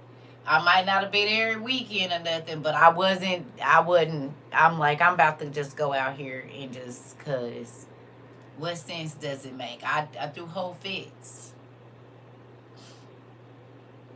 until I was dragged in by the angels and dropped at the altar, like, here, because we tired of her. You said, didn't pray and read the word, pouted and puffed my chest out like I can do whatever. Okay, this is the stuff I'm looking for. You said, fall off to make myself feel better. Here we go. When I was younger, I went to doing wrong. Now I be sad. Okay, but we not talking about right now. We talking about what did you used to do? You said stop being inconsistent communication with God. Okay. Okay. Found another tall tree and didn't care about nobody. Did, son T. You said living my life doing what I want. Okay. I stress and depressed and won't talk today. Okay. You said that was me, love, a lot. Okay. Went back to the street. See, this is what I was talking about when I said when God don't give you what you want, what do you do? Not what you do now. What did you used to do? How you treated them when you didn't get your way? How did you treat the people around you? How did you treat yourself? So for those of us that went back to the streets, went and found a tall tree or a deep pool to dive in, that's what I was meaning. What did you do? You said self-sabotage, stayed in my place and lane away from everyone. Okay. Okay. That's what I was trying to figure out. You said you used to talk stuff to dad, yell at a guy. Me too. See, this is what I'm talking about. What did you do when you... Right. You said I faked like I was so-called teaching him a lesson, like I can do things my way. Girl! Until you got all your edges snatched out like the bean. Huh? Get your... Shut up. Tired of you. Let me unhear me. I can do what I want to do. And then as soon as the devil be like, oh, yeah, you going to do whatever you want to do? Okay. Yeah, I like that. Yeah, go on and do whatever you want to do. Do it. No, do more of it. I think you should do as much of it as you want to. I think it's a good idea. Yeah, don't let him tell you what to do. Don't let him rule your life. You are your own individual. He said you're like a God anyway. You might as well. And then you be like, I am. I think I am. I think I can do it. And the devil be like, you sure can. You can do whatever you want. You can do whatever you want. And God be like them.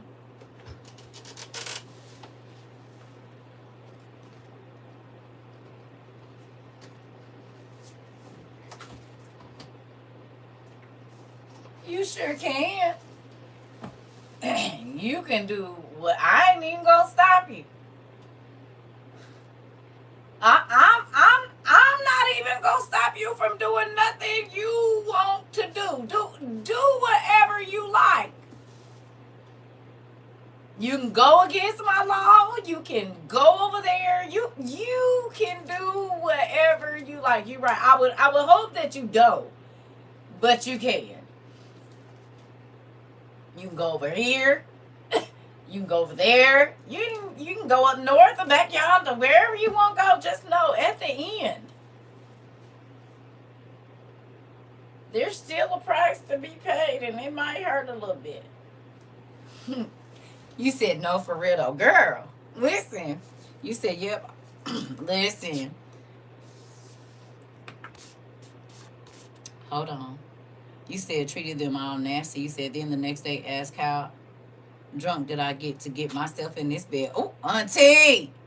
You said all that. You said every last one of my edges was snatched. You hear me? I was kicking and swinging, being dragged right back to reality. Girl. You said I would get angry and mess up others' day. You said, yep, do all of that. Tell everybody you grown and they ain't your daddy. You know for real though, in real life. And then he'd be like, I said, no. Don't do that no more. You'd be like, ow, wait. He said, I said no. Don't touch it.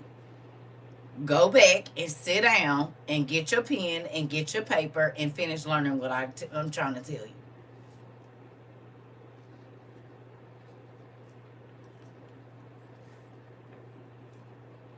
Well, all I wanted was, he said, I know, but it ain't no good for you. Right? You don't learn until later. Okay? He said begging and pleading for his help, then right back at it. Ooh.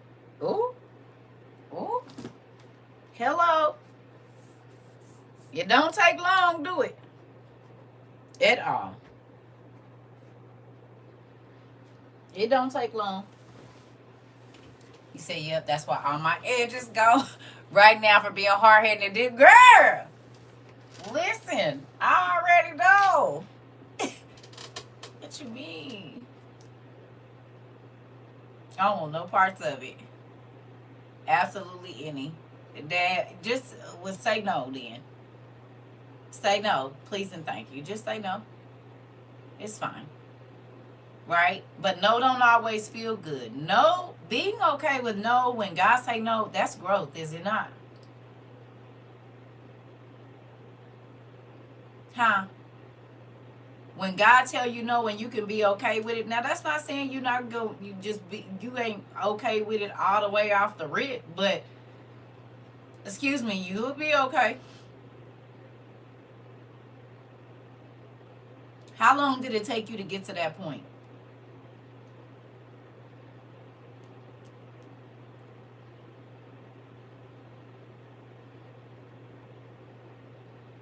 In your walk with Christ, how long did it take you to get to where you were okay? And you got to be honest with yourself because you ain't lying to nobody but yourself. He said, I try to reason or make it a deal, make a deal with God. Right, give me what I want and then I'll serve you. That kind of stuff. So thankful for the growth. Okay. A long time, Katie. Okay, me too. A good 15 years for sure.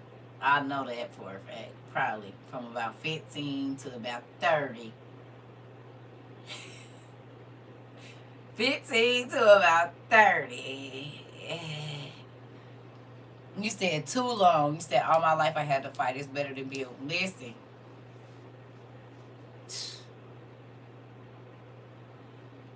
Listen. Mm-mm. I don't want no parts of it. If he say no, it's for a reason. Whatever that no is. And you know, 27 to 54, you said now sometimes I almost be asking him to say no for real. My growth to a minute. You said, hold on. Took a minute. Okay. Took a minute. I can't even like, yeah, everybody's do. It got to be cultivated too long to get it and stay on this path. That part. That part. That part. Okay. So if you can, I'm gonna run and make some coffee and run to the restroom because my liquids is liquiding. Can you write down 5 areas that you've grown in?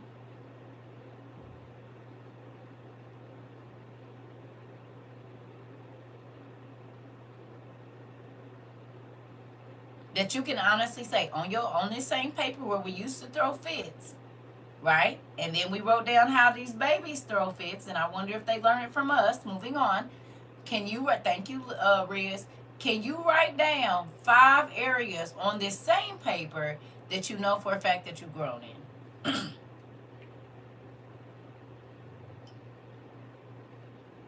Please. 5 areas, right? It's warm and then not warm, and then warm and then not warm. Ooh.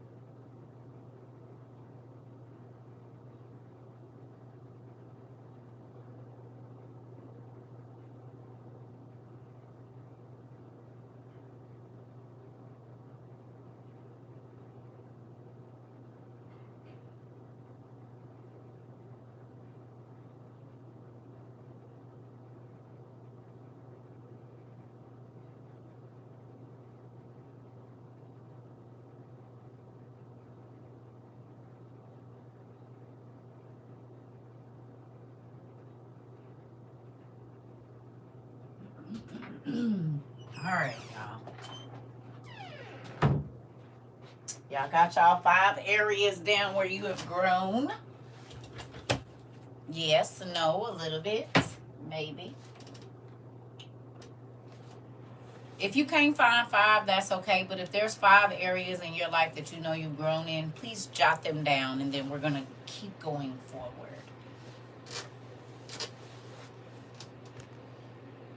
Y'all got them down? Okay, good job.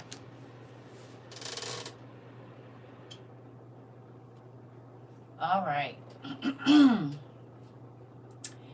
do. 4. It says, and walked for a whole day into the desert. Then he sat down under a bush and asked to die. He said, I have had enough, Lord. Take my life.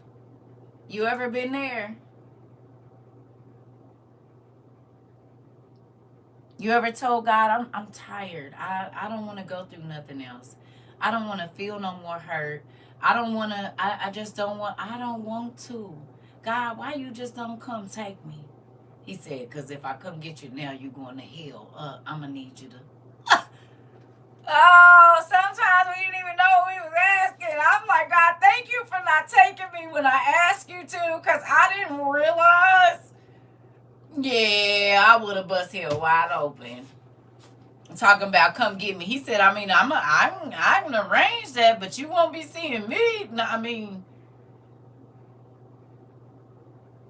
you sure you want me to come get you now? You don't want to wait a little bit? With gasoline draws on, unsee that part. Do you hear me? In real life. Do you see how silly we was thinking we knew? How many of you, when you ask that question, now that you think back on it, you are thankful that God didn't honor your request?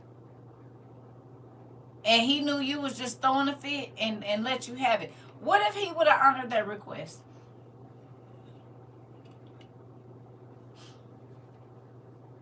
Where would you be? You said meet again, hands and feet. Come on. Aren't you happy now?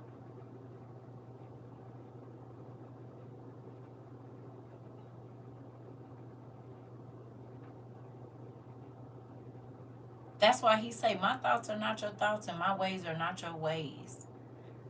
You said right, because when I almost was taken away, I was scared, realizing I was going to Gehenna, either on the 2nd or 5th for sure. Joy. For real.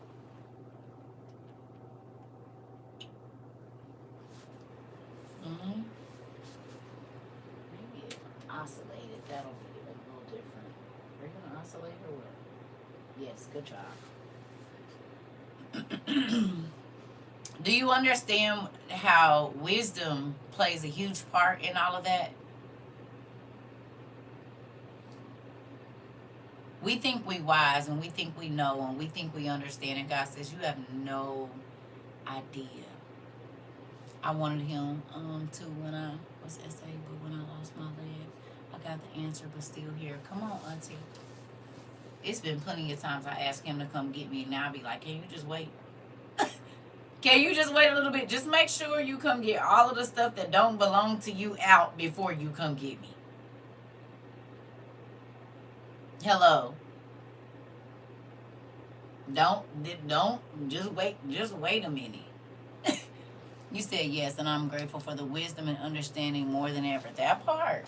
Sometimes you be asking for stuff you don't even understand what you're asking for. And that could be anything, right? That could be anything. So, hold on.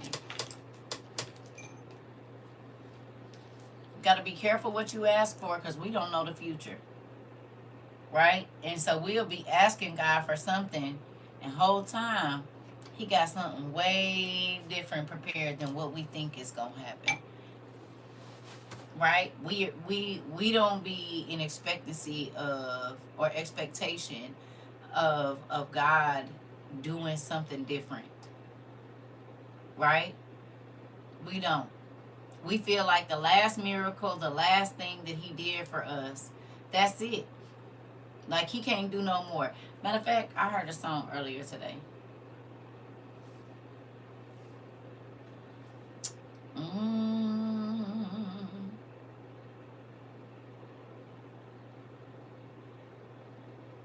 mm.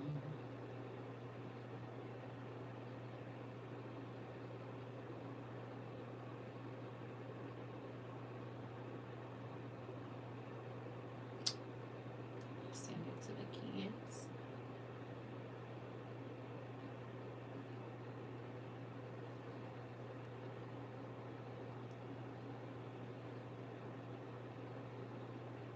No, not that one. Hold on, y'all.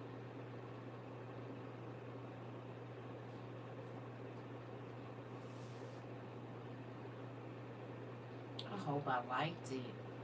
For whatever reason, it's seeming like the stuff that I be liking or adding to my.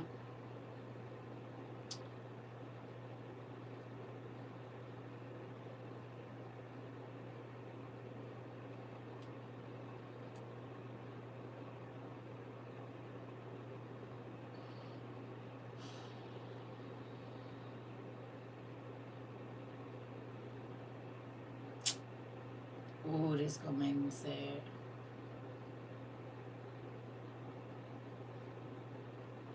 Darn it.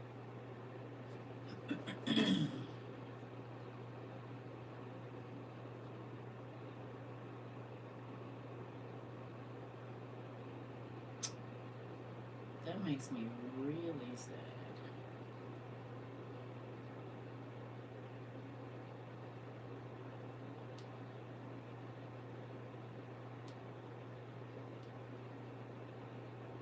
Mm, that's odd.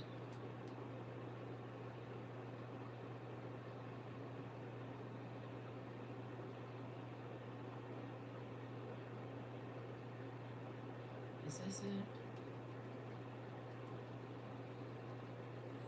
Lord, prepare me to be stronger than my pain, Yes. to keep my heart when I lose my way.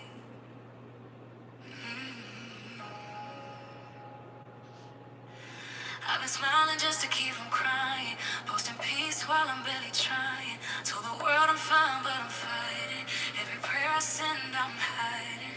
They be loud when the night falls, still I whisper your name through it all. You said, child, when you're weak, I stand tall. So I'm learning not to fear the fall. Lord, prepare me for the days I break. When my heart's too heavy for me to take. When I can't see the sun through the hurt. Remind me you already did the work. Even when depression kicking in, you still cover me from within. You turn my pain into purpose again. Tired eyes, but I'm still waking.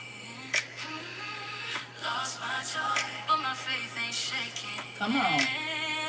Even in the dark, I'm still waiting. Cause I know what you're creating. You said peace, stay still. So I stop running from what I feel. Even this valley got a view. If I can just keep trusting you. I'm not perfect, but you see my heart. Come on. Even broken, you call me hard. Use my scars as the light in the dark. You still near when I fall Oh, apart. this right here. Lord, prepare me for the days I break.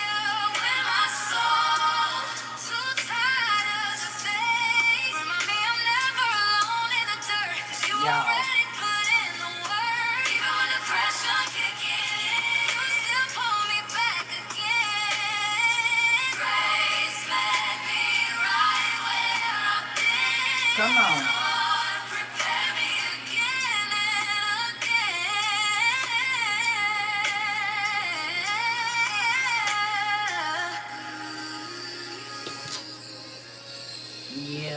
nice. It's called Lord Prepare Me by Zariah Dove. It's another one, and I cannot think of what the name of that song is. I don't know. I don't know why it's not in my like music, but I do not know. Interesting. I don't know what happened to it, but that's a good one too. So back to what I was saying here. All right, I figure we'll get that in. So Elijah was sitting here, and he like, I'm over it, God. I'm tired of being hurt. I'm tired of being whatever. I'm over it. I did what you asked me to do. You just did a miracle, and now I gotta be running for my life. So he's pouting, right? He just had a victory over the 400 prophets of Baal, right? And then he got a message. Said, tomorrow you're going to be dead. Everybody looking for you. It's a bounty on your head, nigga. How would you feel? You literally, okay, just did exactly what it was that God told you to do, and now somebody is trying to take your life because of you choosing what God told you to do. How would you feel? Would you feel like that was fair?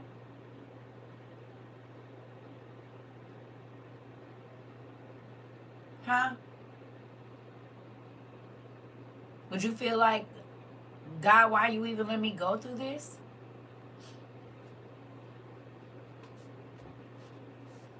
How would you feel?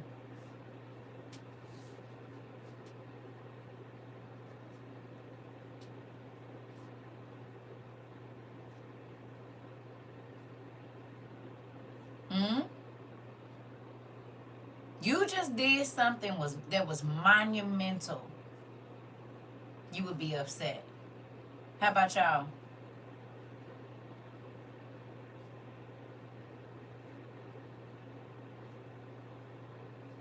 Hmm? You would be asking why? Anybody else?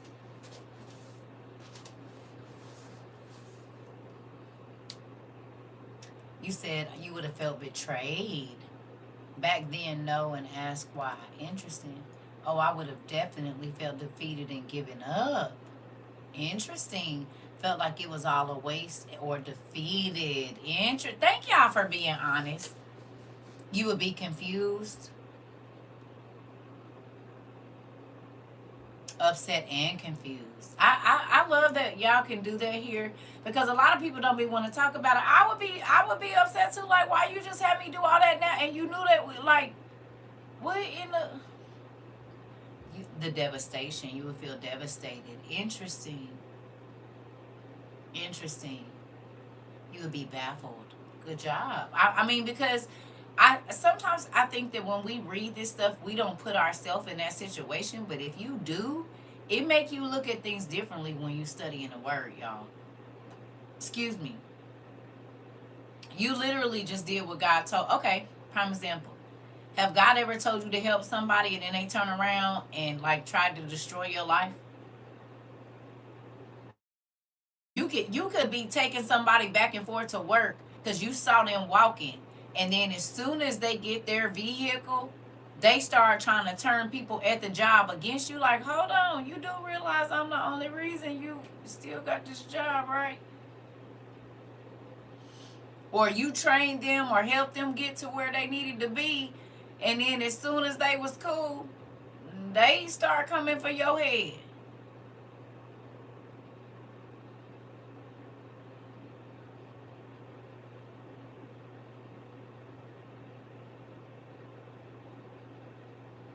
You said that happened to me both times. Interesting. Interesting. Yes. You said God told me to make my daddy a Father's Day gift, and then my brother that he didn't claim passed. Interesting.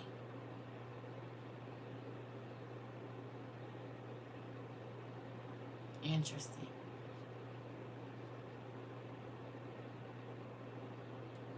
They share the same name and everything. Interesting. Good evening. You said still getting messages from others of what person said, what the person is saying. Interesting. Interesting. Okay.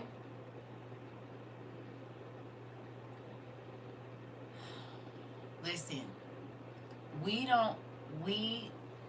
you said we can't control the outcome. We have to give with no expectation. Mm-hmm. Yeah, we do have to give with no expectation, Carrie. But you're human. We don't act like we don't feel stuff over here. It's not if I'm giving you rides to work and then you turn around and try to get me to lose my job once you're okay. It's still crazy. That's what I'm saying. God said he gave us emotions. We gonna feel all of them. You said, friend moved me and my baby across the states and then tried to put me out and had my child taken and had to forgive her. Yeah? Yeah. I'm not saying you don't have to forgive them. What I'm asking is, how did you feel when that happened? What were your emotions like?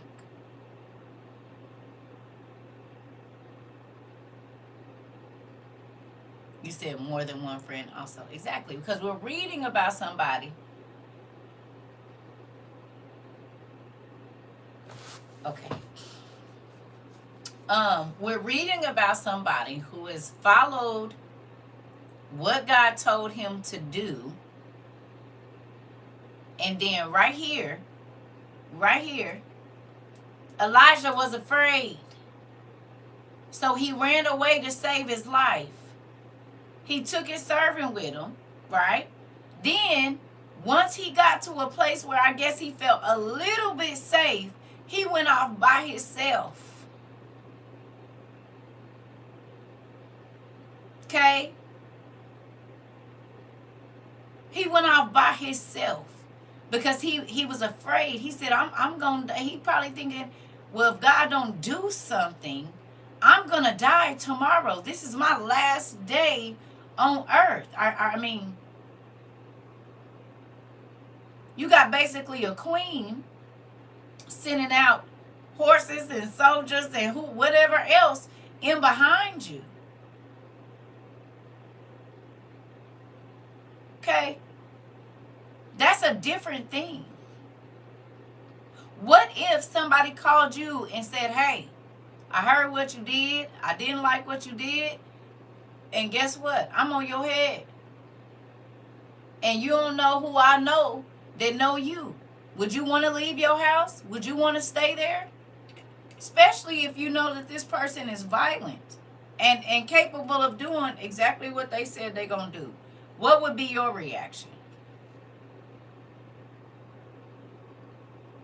The first person that came, oh, I'm going to pop by. Would you be a little paranoid? Like, well, you don't ever come over here. Hold on. This nigga didn't call me and said somebody about to come see me or I need to watch my back. What would your actions be like? What would you do?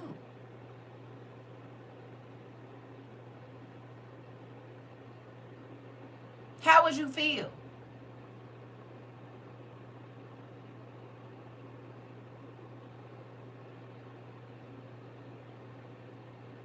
And whatever it is that you just did, God told you to do it. You would be terrified.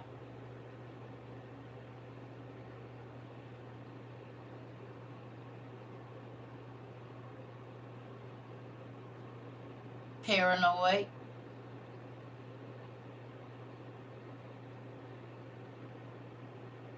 Would you regret doing what God asked you to do? Because now it put your life in danger? You said upset and looking at everybody crazy. Okay. You said yes.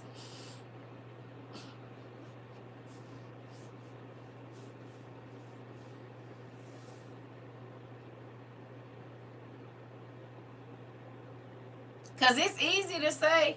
You said you would run. You said hurt and be regretful. You said you would be upset. Okay. I'm just asking. Because we'll say, oh, whatever, whatever. But if you were in this situation, what would you do? You said, I would seriously doubt if it came from God. So you would be thinking, did God tell you to do it? Okay.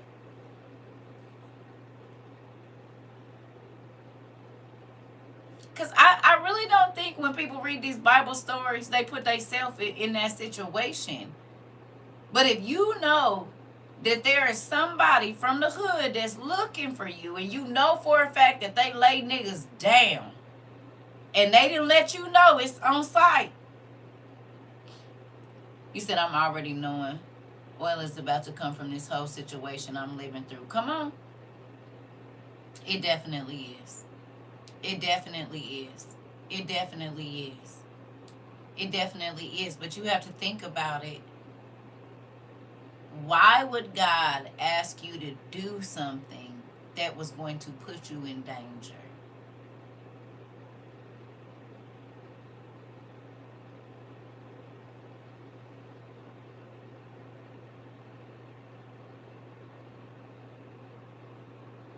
Because what he asked him to do made him a direct target.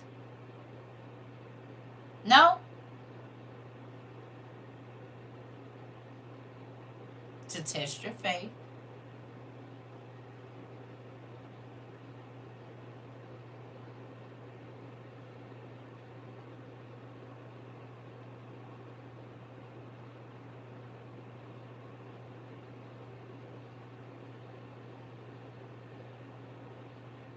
You said to test and see if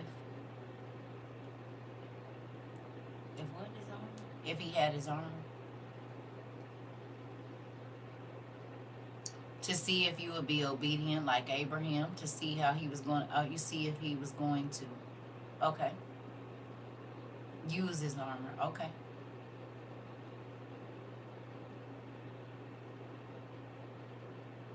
Hey. Endurance. Okay.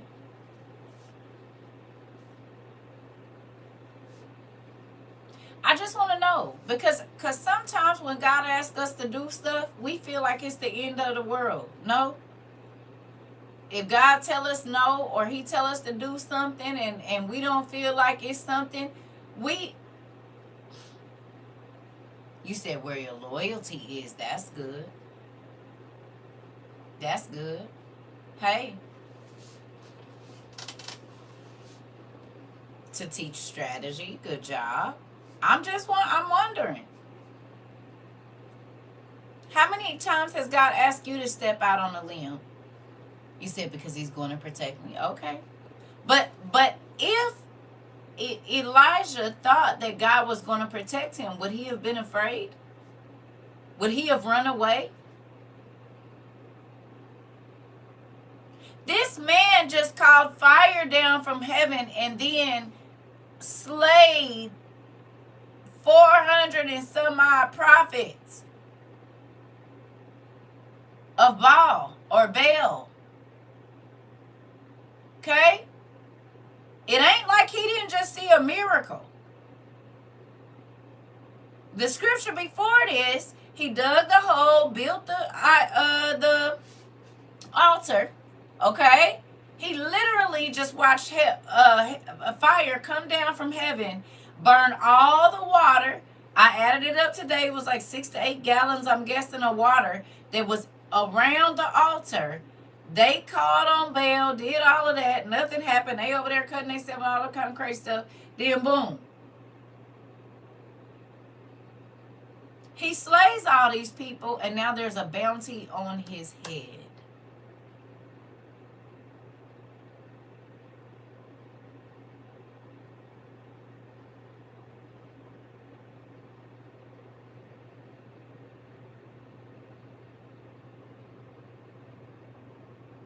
It says he was afraid.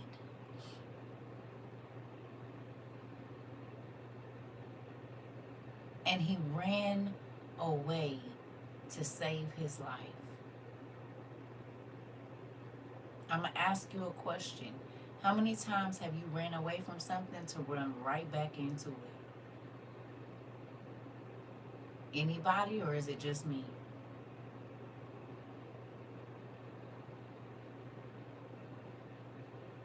You have? Anybody else? You have? Plenty? Yep. It's me. You said, girl, all the time. It's like a circle. It is. Too many daggone times. Too many. Okay. Okay. Fast tracked. You said too many times to count. You said you have. You. Okay. I just want to know. Because he ran away. Even after seeing the miracles of God, he ran away. And then, once he got a message from the enemy, he shut down.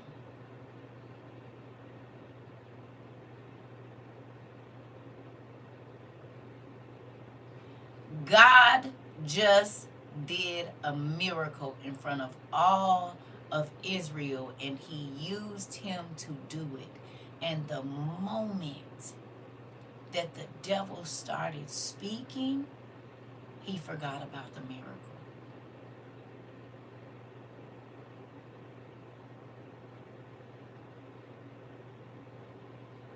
How many times has God allowed you to do something amazing, or he came through for you and you were happy, and as soon as the devil spoke, you forgot about the miracles that God used you to do?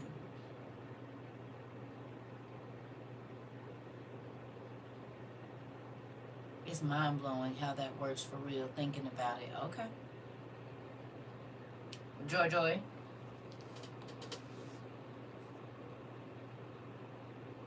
Okay, no. God can let you get approved for a house, and then you lose your job. I'm going to say it again. God can let you get the approval for your loan and then turn around and let you lose your job. What would you feel then?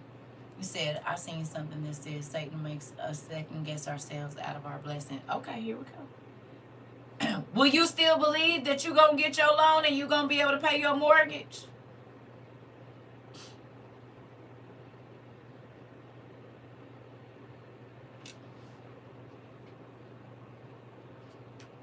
Right before close, too, when they go back and check everything.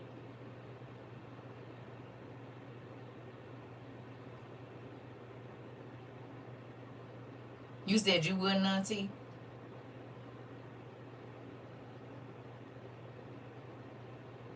Is this not how it works?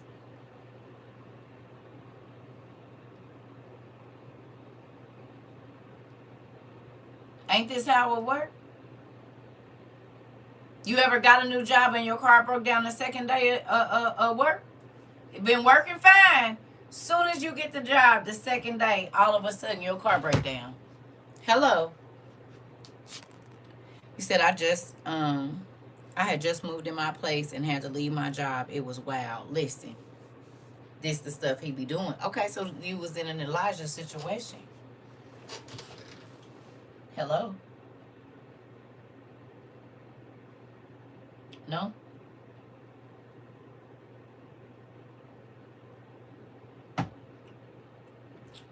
You said the first day quit working. Uh-oh. You said was. Trying to tell you what he do. He be like this. Why would you? He said, because I got a bigger plan. Something you don't understand and know about. It's bigger than your thoughts. Hello. Let's keep going. Here we go. He said, I have had enough, Lord. Take my life. I'm no better than my ancestors. Then Elijah lay down under the bush and went to sleep. And an angel came to him and touched him. And the angel said, "Get up and eat."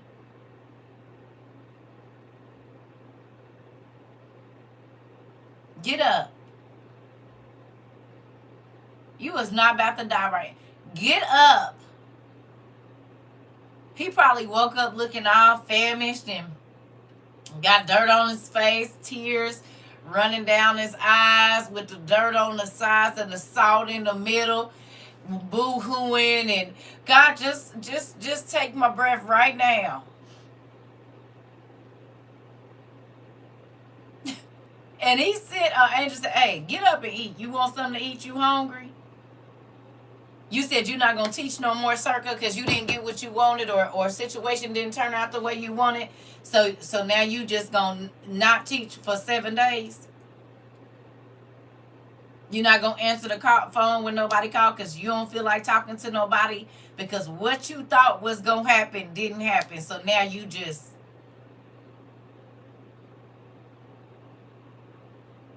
Now you over it. You over everything. You just don't even care, huh? Like I didn't do a million miracles before this one. I'm talking to myself. And I'm not talking about I'm talking about him. Just because they not good don't mean I'm not. Just because they didn't keep their word don't mean I'm not. How did he get thrown in the bucket with man and woman and job and bank? You said, "Oops, sound like a mink girl." I didn't stop being good because they lied to you.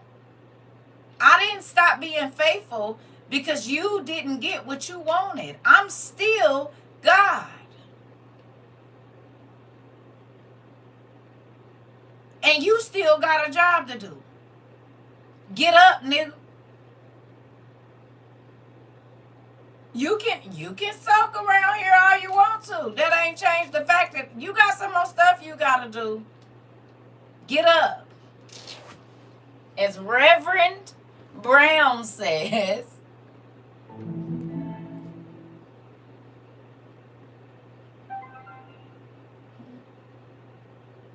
why not?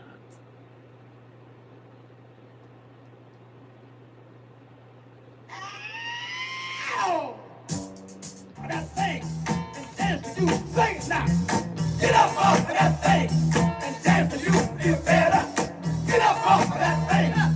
Try to release that pressure.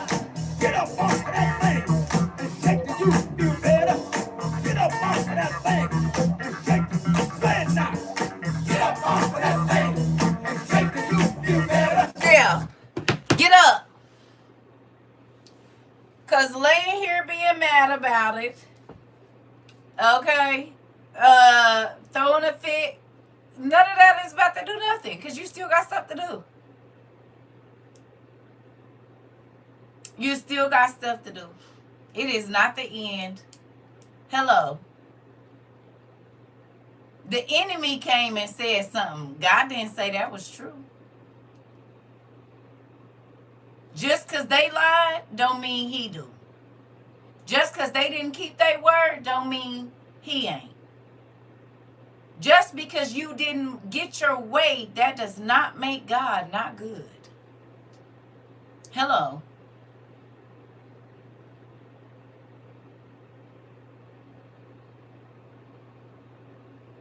Hello.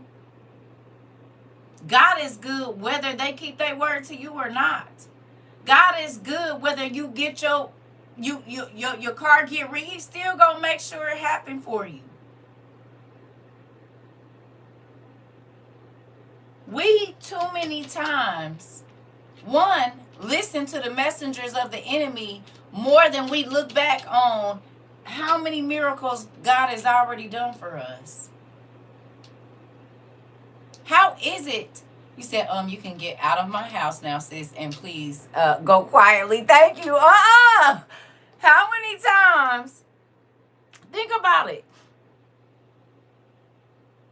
We get so disheartened every time we hear something that ain't what we want. Like he ain't been good to us all the time before now. How many miracles has he done for you in the last 6 months? And just because it ain't $1 million and all of this, you done needed other miracles. Huh?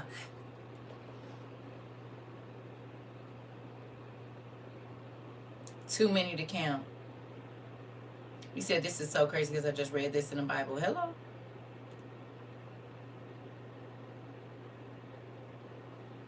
You said, is there any gauze left? You said in the closet for the leaking. And can these 3 hairs be reattached to my edges, please and thank you? I'm just saying. We act like he don't do a miracle for us every day. You said too many to be throwing fits. Okay, get up. Same thing you told me to do. I said, oh. He said, you was not the first person that fell off the train. Get up. Hello. You act like I didn't already knew you was going to do it. You did not.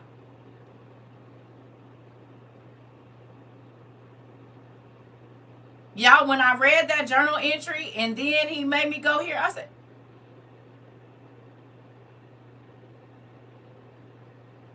hello. He said you was not the first person that has not followed my law. Whatever it was. You ain't the first one. You better get up. You better get up. I said, let me get up. Let me get up. Because I didn't, I'm over here pouting for a good 20, however many days.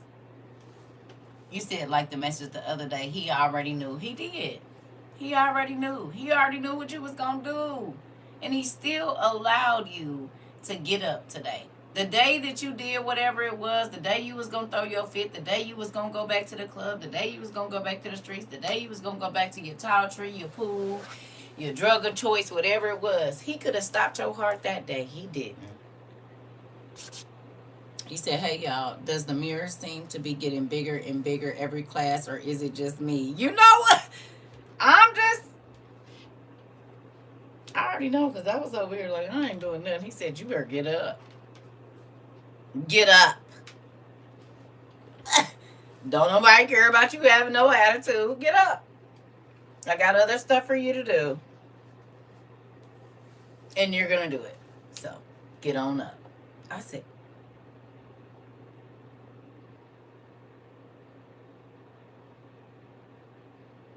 thank you. You said, Joy, these classes be whooping my buttocks for real. The advanced class. Oh, yeah, y'all seniors now. Let's go on and get into it. Okay, because we ain't even done yet. Come on.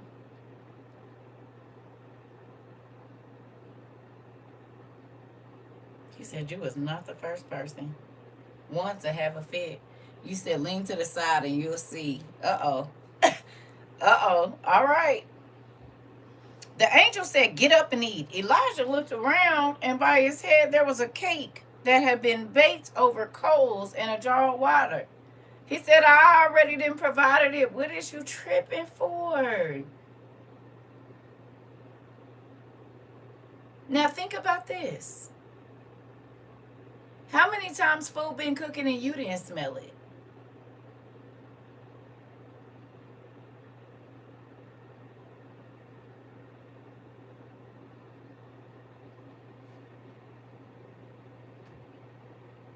If you in the house and even if you camping, you can smell the food. You said, Dean, I need a refresher course, please. You sure I passed? Hilarious. Huh? How many times you done been in the house and somebody was cooking something and you did not open? You can smell barbecue through the vents in the house. You can smell what your neighbors is cooking upstairs or next door sometimes if you sitting in the right place and the wind blow right or wrong. Huh?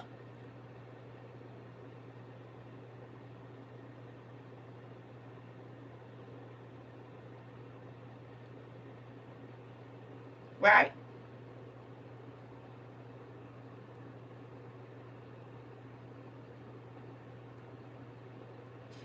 So how did he not smell this cake being cooked over coals in front of him by an angel?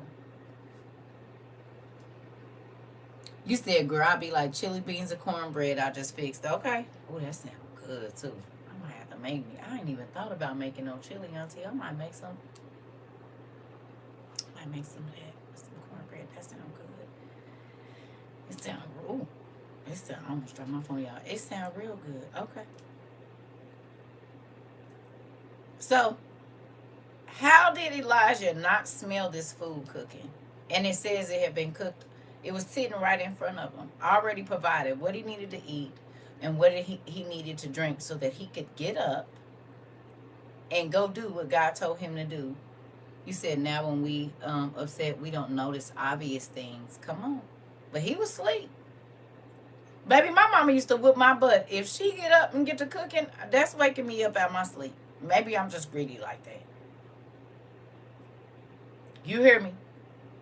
But I don't know too many places where I've been sleeping. They're cooking food in the space that I'm in and it don't wake me up.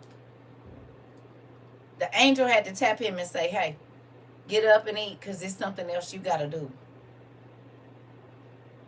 How many times have you been having an issue in your own life and God will allow somebody to call you and they need help?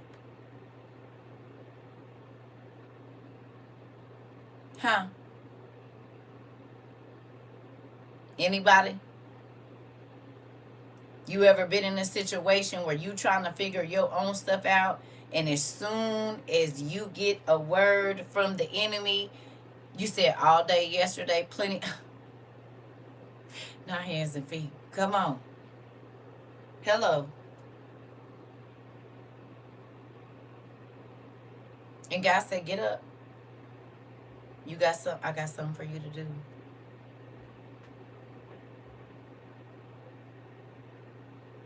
I know you think the world is ending. I know you don't think you're going to get another job. I know you think they coming to turn the lights off. I know you do. But I have a whole plan and I've already provided every single thing that you need to complete the task that I'm asking you to do. You already got everything you need. Rest a little while. Just rest. He could have kept going.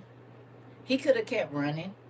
But when the enemy came to him, or when he had to end up going to the enemy, which we all know that's what he had to do, he would have been too worn out to win if he did have to fight. Sometimes it's a trick of the enemy for you not to rest as well. Your mind, your body, and your soul. Why do you think that the Bible always talks about when if we get into heaven, we're going to be at rest? Well, what's something you hear from humans? They say it all the time. I'm what?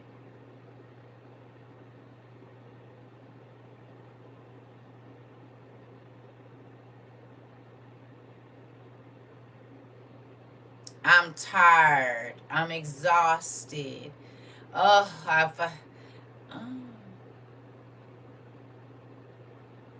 and he tells us we're going to be in eternal rest.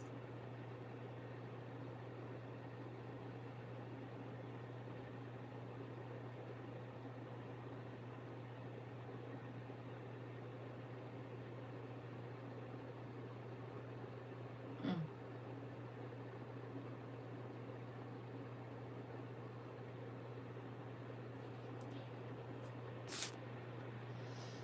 They say I'm worn out.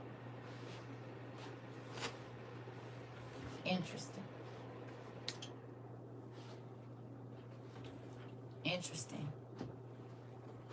Here we go.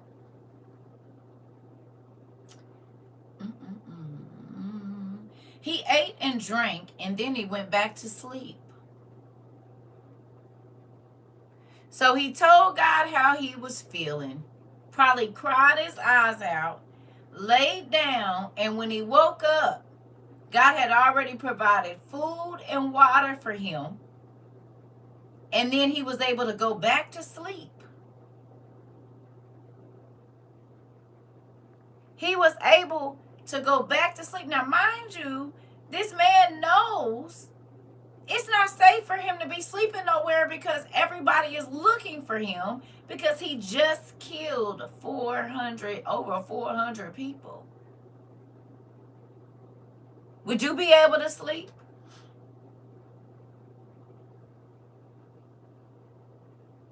You would just be able to lay down in the middle of a park when you know pretty much the whole city looking for you to unalive you? You said nada. Absolutely not.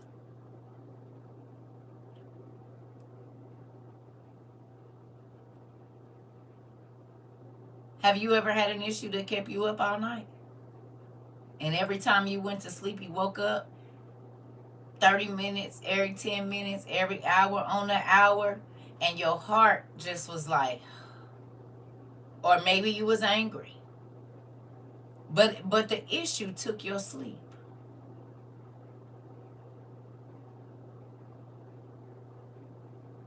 Interesting.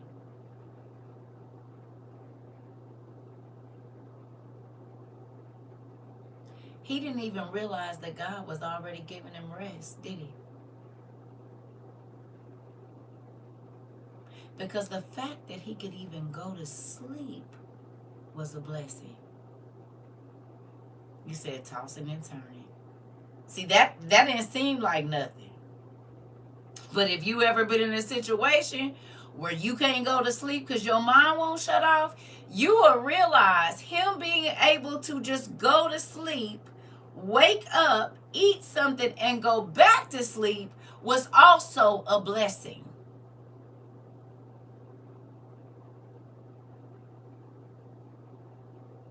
Not just the fact that the angel came to give him food. God was giving him rest in his mind. I've been in a situation where something is a matter on my heart and I can't go to sleep. No matter what night meds I take, whatever, I can't go to sleep. So even in that, because he obeyed God, God gave him a peaceful sleep, even when the whole city was looking for him to unalive him. Sometimes we miss that little bitty part in there where we don't even see what God is doing. When he woke up, his needs was already provided. God says, if you follow my ways and you seek me first, everything you need is going to be taken care of. Yes, the devil said, nigga, we on your head. God said, I ain't worried about that. I already knew what they was about to be on anyway. But the next thing that I have to do, you're going to need to rest for it. So why do we drive ourselves into the ground?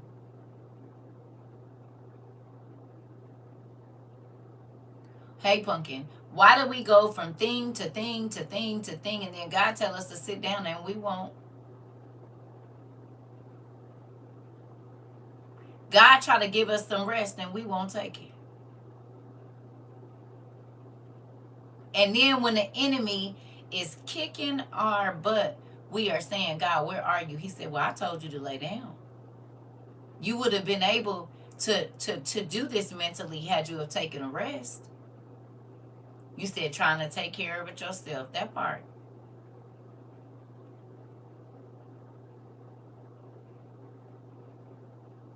Did you see that sleep and being able to go and eat and then go back to sleep? Did you see that as a blessing at first?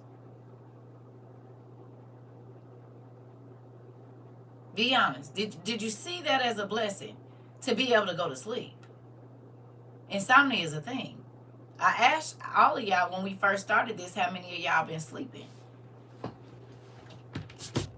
You said, I've been so stuck in my altitude. That part, I'm easily guilty of missing those little blessings from God. Come on. We all are. You said no, but I know it is and was. Right. Right. See, that we was thinking, okay, he saved the angel and brought him some food. No, he was able to go to sleep.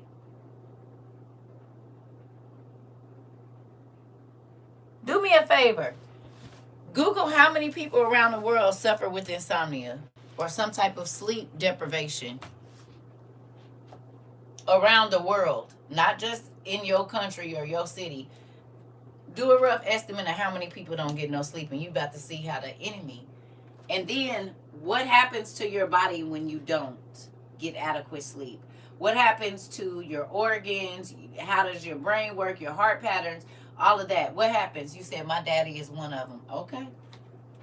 So you already know what's up there, Enrica. Be right back, y'all.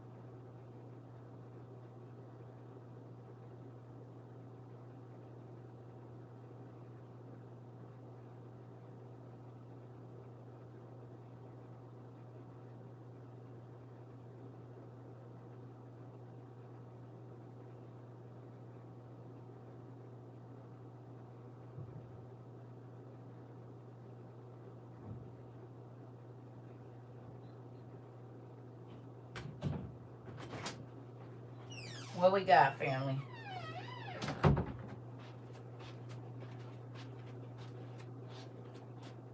Say, yep, can't think, can't function, and you feel sick. Interesting. A massive portion of the world's population experiences sleep issues. Wow, with estimates showing over 30% of adults having insomnia symptoms. Roughly 1 in 3 adults is not getting enough sleep. Interesting. Suggesting over 850 million adults globally have some insomnia, or around 400 million have severe insomnia. Interesting. That's a lot of people. That's almost 1 billion people on the planet that don't get good sleep. You think that's an attack from the enemy? You said Japan and Taiwan and Sweden has the most people with it. Interesting. Now, do me a favor. Look at unaliving rates and see how many of those people does unaliving yourself and insomnia go hand in hand. It is. That's why I just said it was a blessing that he could even go to sleep.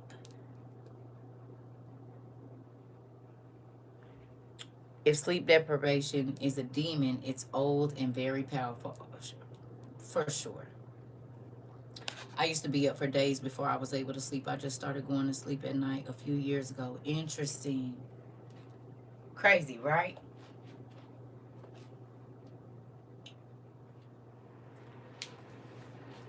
Simple things we don't think about, but they're huge.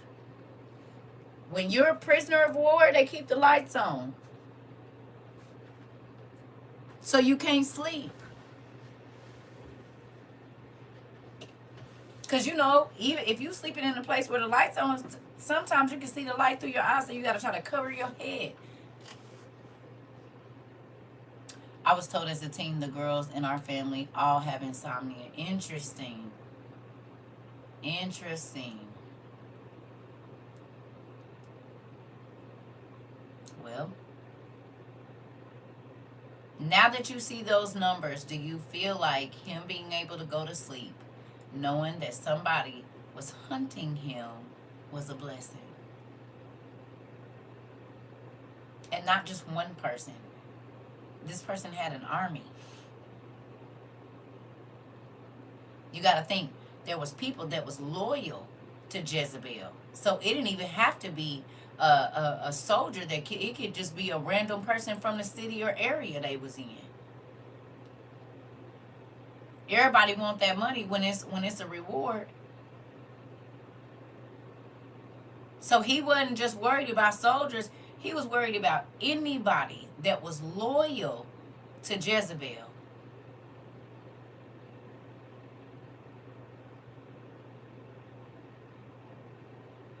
Hello. It's like a Jason Bourne movie. No?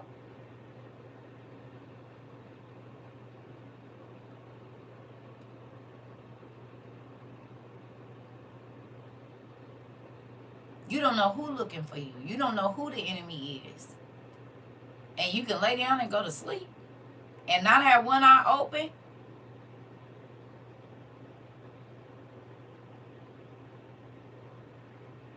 Let me ask you a question. How many times has God come through and given you good sleep when your mind and your heart was heavy?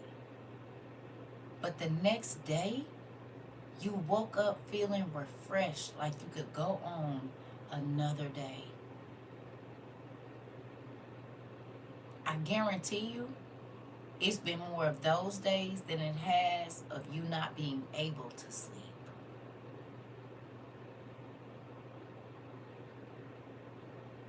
Hello. It's been more days of God coming through and giving you good sleep than it has days that you done been without it. Probably even on days that you didn't even deserve it. Ain't no rest for the wicked. Hello. How many nights did you go to sleep comfortable in your sin?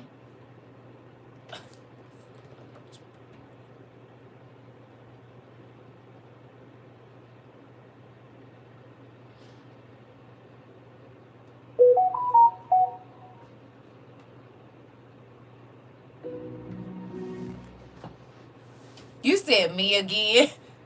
Uh-oh. You said as a soldier we learn to sleep anywhere. That part. Uh-oh. Uh-oh. Comfortably too, with the covers all snuggled up next to you. Planning to see you tomorrow. Hello. When my son was unalive, my insomnia started. It took me over a year to regulate my sleep. Interesting. I'm sorry to hear that, Pumpkin. You said, yep, guilty. You said, oh.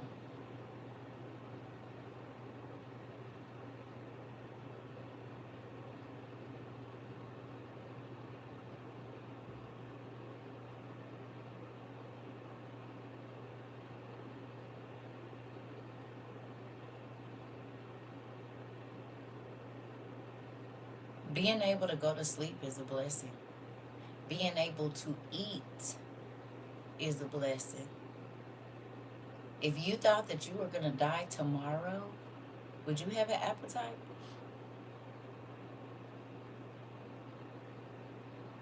If you got a call tomorrow saying you got less than 24 hours to live, would you want to eat?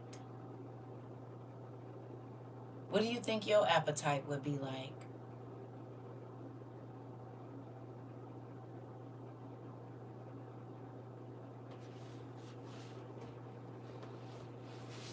You said nope, just like Saul didn't have one. Come on.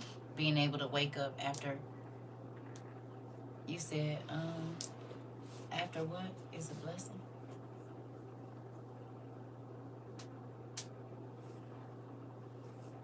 You said you would take an energy drink. Would y'all be able to eat? Oh, you said waking up after your sin is a blessing. It sure is. Because you shouldn't even wake up. He could kill you in the midst of it. I wouldn't have no appetite. If I got a call today saying tomorrow is my last day on earth, I probably wouldn't want to eat nothing.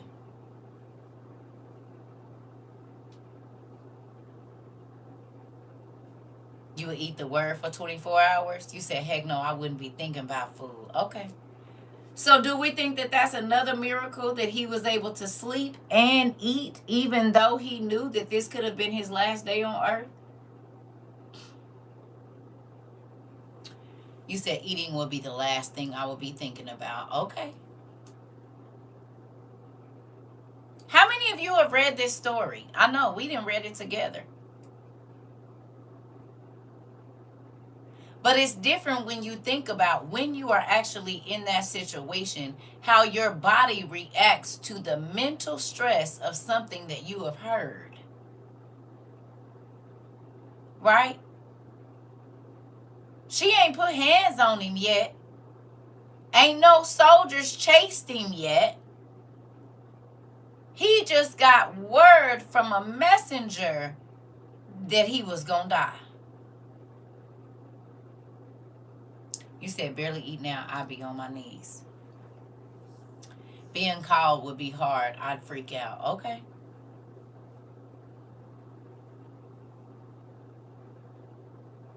You said being calm. Okay. Mind you, all of this started because you did what God asked you to do. How would you be feeling right now?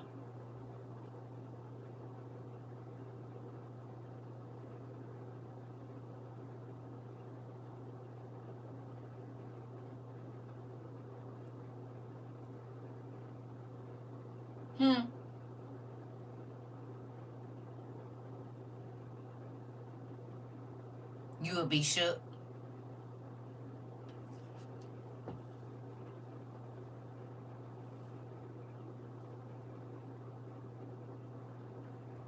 You would feel played.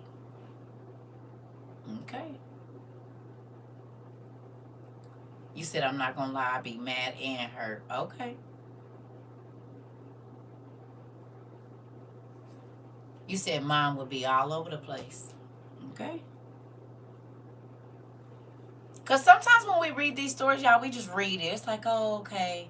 No. How would your mental state be? What would your body, would you be trembling? Would your appetite go away? We don't think about that. And then to see that he was able to go to sleep, he was able to eat, and then go back to sleep when he knows that the whole area is looking for him.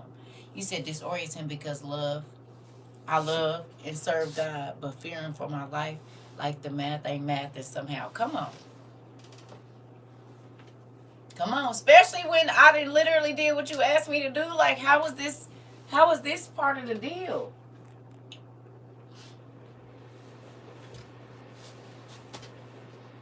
Wait a minute, Dad. Hold on. I did exactly what you asked me to do, and now somebody want to take my life? I gotta leave my house, leave my job. Like, what? Why would you let this happen?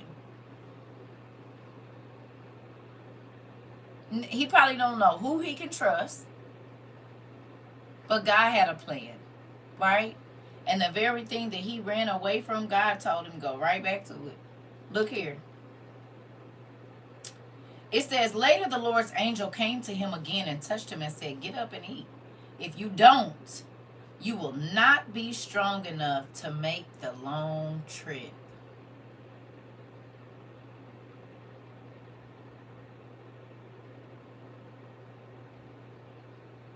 I'm going to read that again, and I need you to take that in. Later, another messenger came, or the same messenger. It's been two messengers that then showed up. The first messenger was from the devil. The second messenger was from God. Or I won't say that the messenger was from the devil, but the message that came across was not a good message. The message that was sent to him was, this your last day on earth. Well, then God sent an angel to comfort him, to prepare him, to encourage him, because God said, tomorrow's not your last day. I got something else I need you to do. This ain't the last house you're going to live in. That's why I'm moving you. You're going to have to pick up people and bring them to church. So yes, this little bitty two-door got to go because you're going to be playing church van here in a minute. You said the spirit of fear was sent to him. Come on. Because he was cool. This nigga just killed 400 and something prophets. So he's not a scary dude. He ain't scary. Because he just murked like 400 niggas. But all of a sudden, when a person in power has something to say about your livelihood, you believe them over God.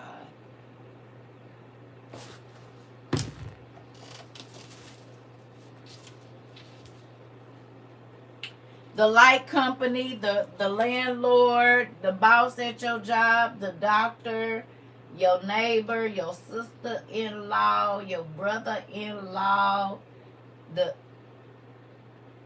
food stamp office, Section 8 office, the insurance people.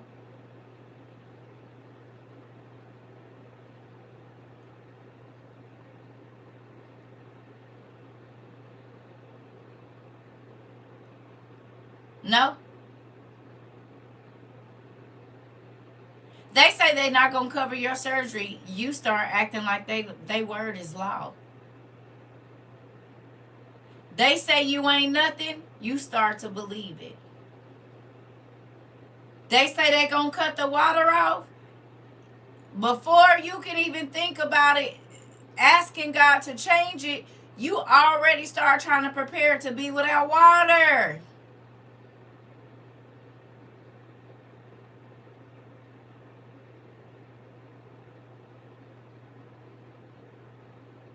Whose report will you believe?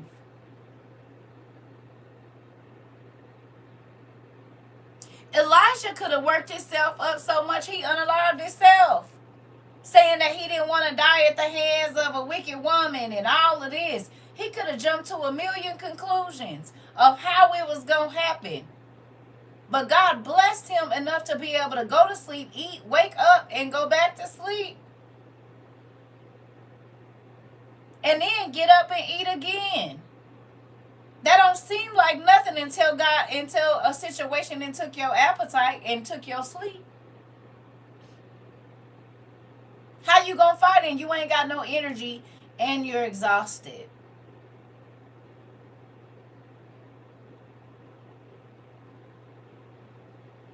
You've already believed in your defeat. You took those words over the miracle that God just did in your life. The people that counted you out, he said no. And as soon as he did it, and this situation came, you instantly went right back to woe is me. Guilty, CERCA. With all that God has done for me. Okay? It could be one situation, and sometimes I don't even want to talk. I just don't feel like I'm about to go off by myself. Like God ain't been good to me and answered every prayer that I have and sent me everything I could ever desire, even before TikTok. And I'm not saying physical things. I'm saying peace in my mind, joy in my heart, restored my heart. All of this gave me family in cities where I didn't have nobody.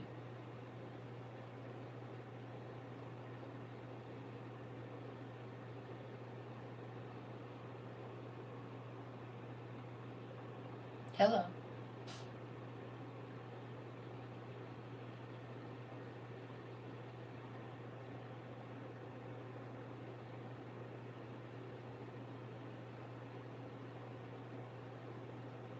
It's quiet.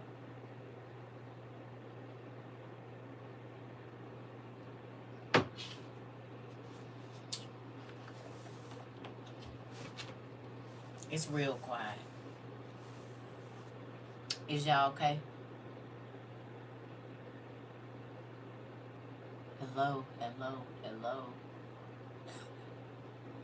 Huh? Is you all right? Just thinking. I figured it felt like thoughts over there, a lot of them.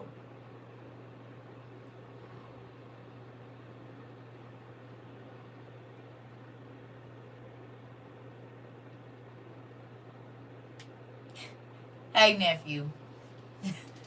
Huh? Who gonna be honest? How many times you doubted God in the last month that he could do something and he did it all? I don't care how small or how big. How many times when you got a message that caved your chest in, how many times did you believe the negative before you went to God and said, God, I know you can change it.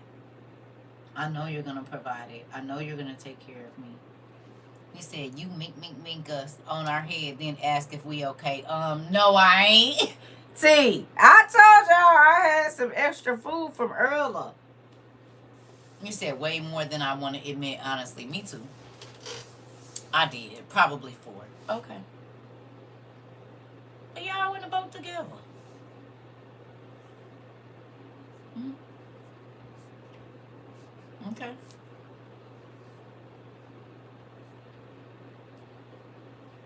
But as you can see, God provided everything that Elijah needed. He needed rest, right? So he could collect his thoughts. He needed nourishment because don't forget, he was out at up there with old girl. He said always getting popped upside the head. Oh.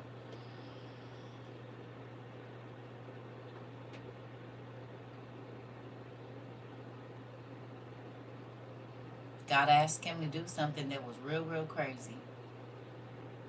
But guess what? He had already provided a way of escape. He had already had the escape route. He already knew exactly where he was going to lay down. And he already knew what bread and water that he was going to bring to him. Elijah just had to get up and go.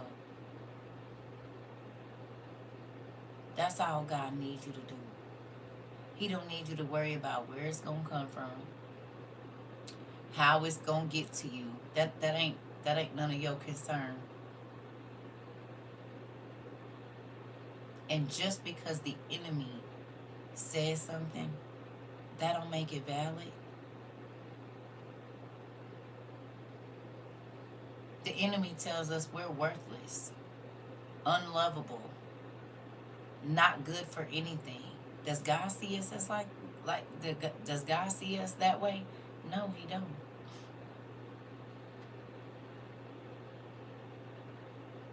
Absolutely not. I think one of the main purposes of this scripture is to show you that God can use you. That does not mean that trouble is not coming your way. That does not mean that you are not going to feel defeated, depressed, sad, afraid. God can use you to do miracles and turn around, and now all of that strength because of what you heard has been drained out of you. Does that make him any less powerful?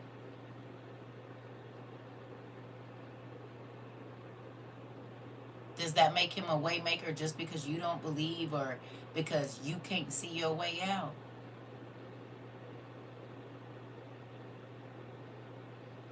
Huh?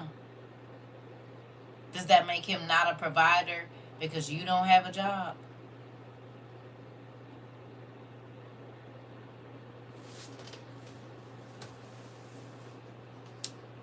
Huh?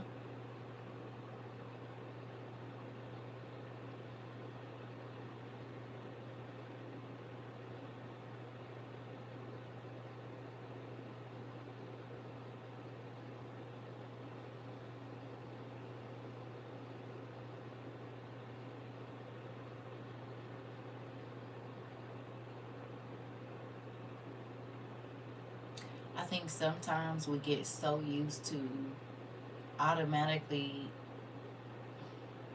taking in the negative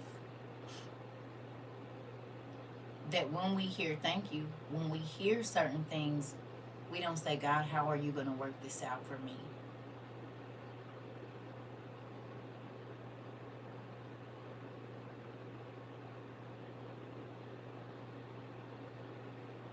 We go straight to woe is me, and I'm about to die, and my life is over, and why did I even try? And this is why I don't try. And this is, instead of saying, God, how you going to work this out?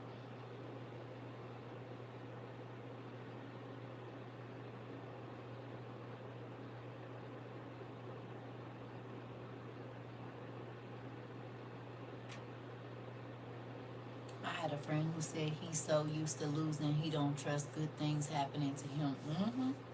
I know that feeling. I do. I shakes it off. I'm just saying, how many times do we go to the negative? We don't ask. I'm not even myself, right? In this situation that I just came out of, I'm like, why? Instead of saying, God, how you about to work this out? What was it for? Not in a why you let this happen, but what is this supposed to show me? And we're human, so we don't always go to that. But how do you think God would respond to us if we did? How long do you think we might have to wait for certain things to come if we instead say, not say, why did you let this happen, but say, God, what are you working out for me? That's a different thing. Maybe we might get our answers quicker, right? Maybe we don't have to put so much emotional wear and tear on our bodies, right? Think about it. We already know that emotions are tied to our organs. So it's no sleep. Starvation, them starvation, or you not eating, no sleep, right? All of these things affect your organs. How you gonna fight if your body ain't functioning properly? It's the same thing with our spirit, y'all.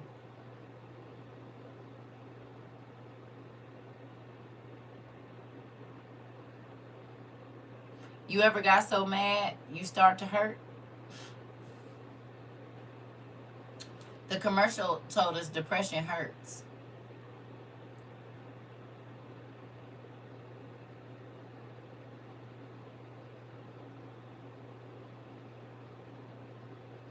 People can make themselves die from a broken heart because of our emotions. Okay.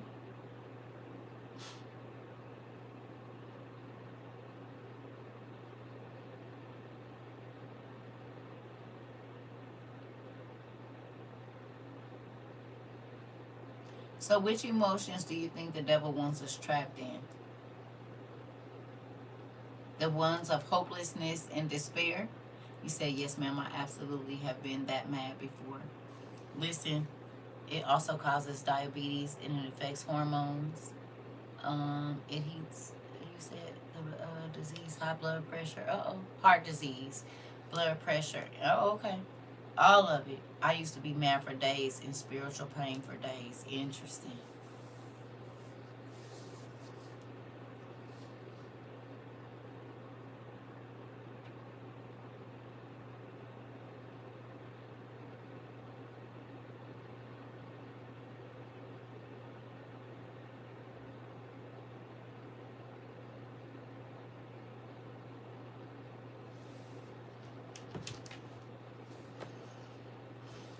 You said people have had strokes from being so angry. Yeah. Yeah, I was just talking to my mom about this, being a so-called diabetic and having other things going on. Interesting. Interesting. Well, look, I'm about to show y'all something.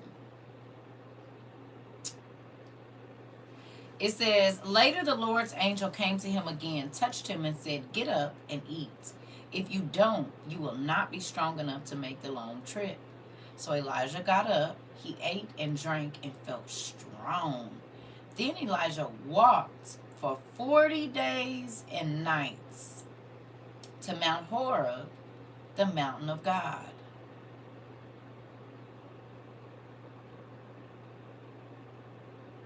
Do we think it was heavenly food that he gave him?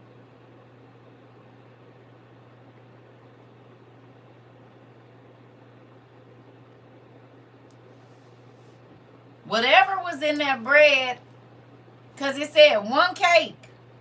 It didn't say it was nothing else. He gave him cake and water. The word and some water. Now we know for a fact it was physical food that he gave him. But bread and water, like Jesus is the bread of life and the living water. And if you take on both of them, you got eternal life.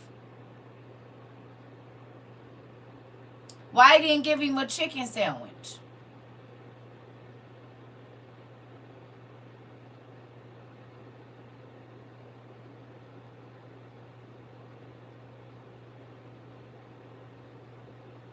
He gave him bread and water.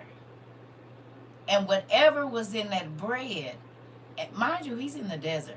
Whatever was in that bread and in that water, he was able to walk for 40 days and nights. So do we think he did that continually?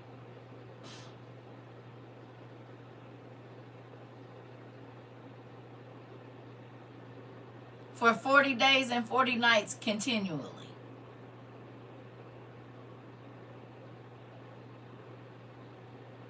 Like not stopping.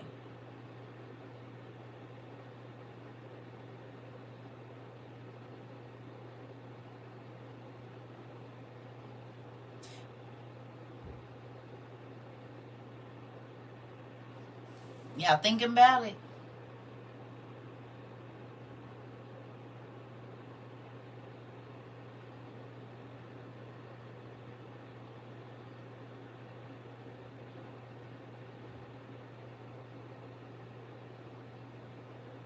It said he walked for 40 days and 40 nights. It didn't say 40 days or only 40 nights. It said you got a long journey. You're going to have to walk for 40 days and 40 nights. And it said he walked that. When he ate the food and drank the water, he said he felt strong.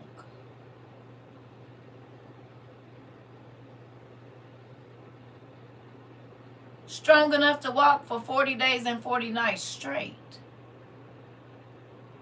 You said my boy walked for a month and some change straight. Interesting. You said with no rest period. Well, let me ask you a question. Right here. It says, there Elijah went into a cave and spent the night. So he walked for 40 days and 40 nights to the mountain of God, and then he took a nap.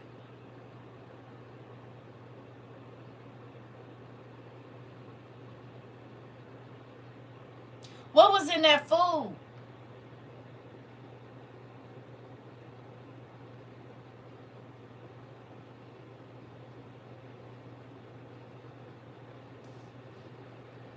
Huh? What was in it?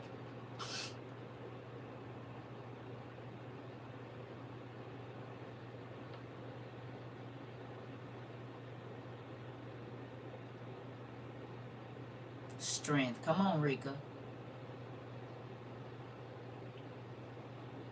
Endurance. Interesting. A little Jesus juice got him right. Did. Long suffering. Uh-oh. Come on. Power. Ooh. Willpower. Interesting. Man, and I be wore out walking some blocks sometime. Girl, down the stairs. What you mean? Okay. Sustenance. Come on. Come on. Okay, do me a favor. Because I'm about to let y'all go. Do me a favor.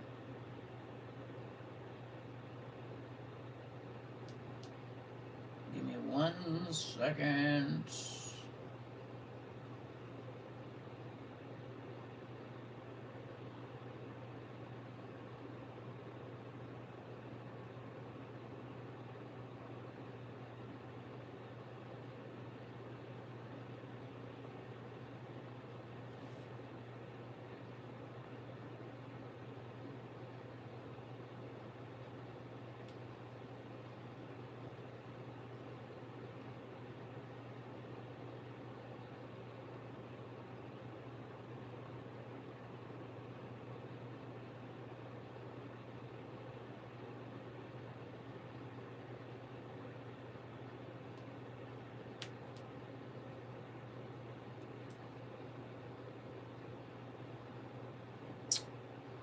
This one reads a little bit different.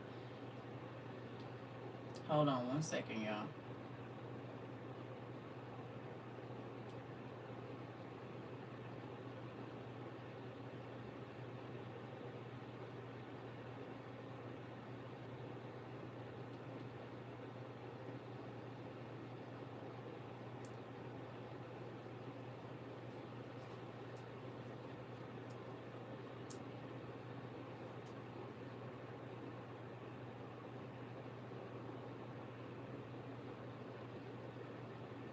Give me 1 moment.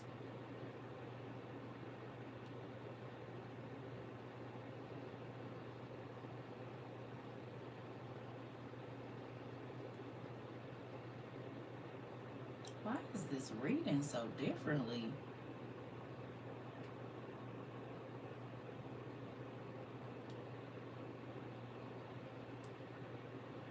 Oh, because it wasn't. Okay, sorry, y'all.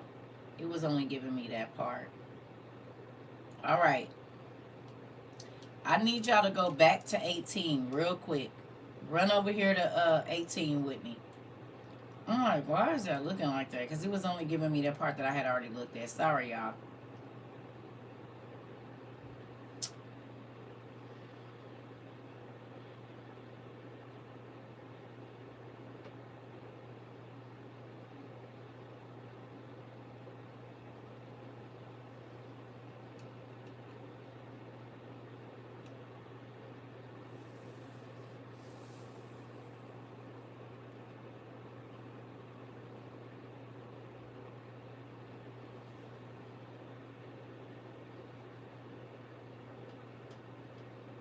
This is so crazy.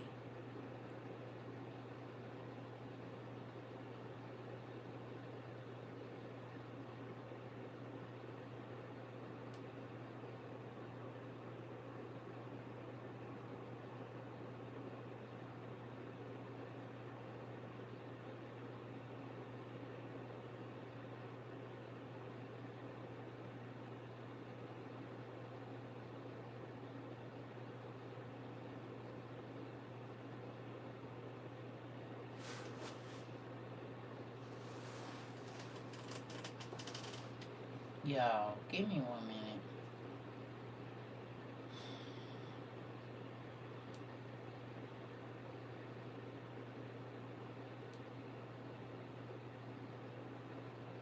Ah, here it goes.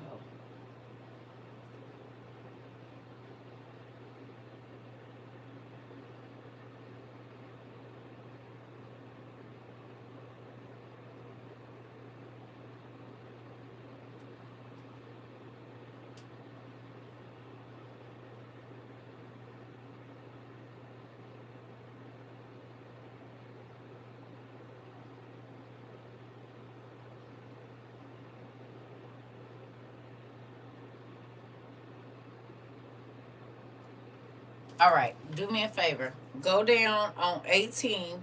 Go back to 18 and go to 41. I'm gonna show y'all something real quick and then I'm gonna go. I'm sorry about that, y'all, because I read it in a different version. Remember the angels taught Adam and Eve how to cook and make clothing? Heavenly manna is angel food. I thought we have angel food cake. Oh, we sure do. And it sure is. That's crazy. What if it was an angel food cake?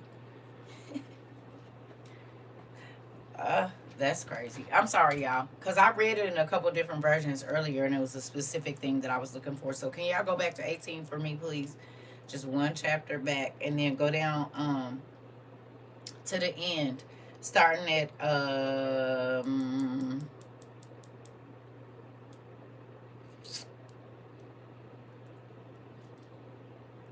verse 42.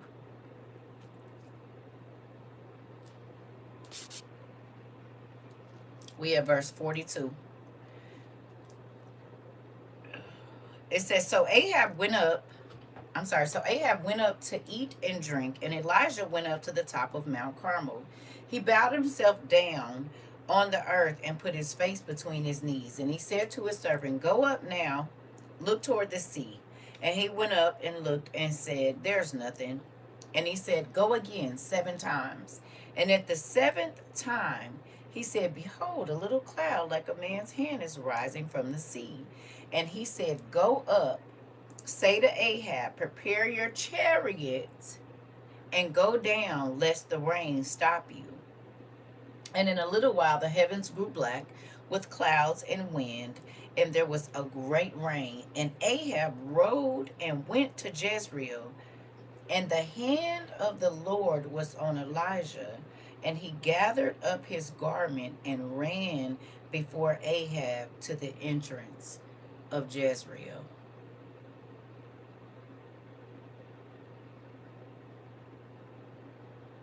I should take some pictures and what, nephew? Oh, thank you. Let me ask you a question. Oh, I probably will. You just read today in Second Kings. Pretty cool. So let me ask you a question. Did y'all see again?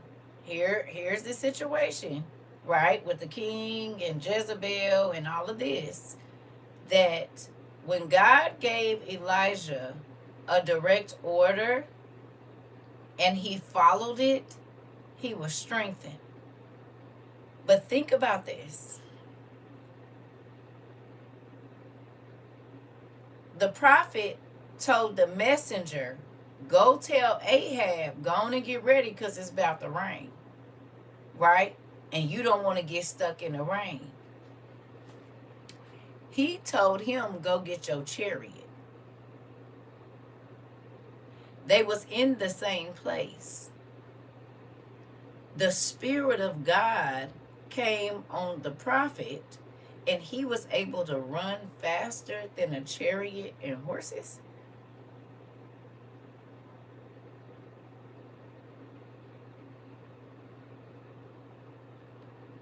They was going to the same place.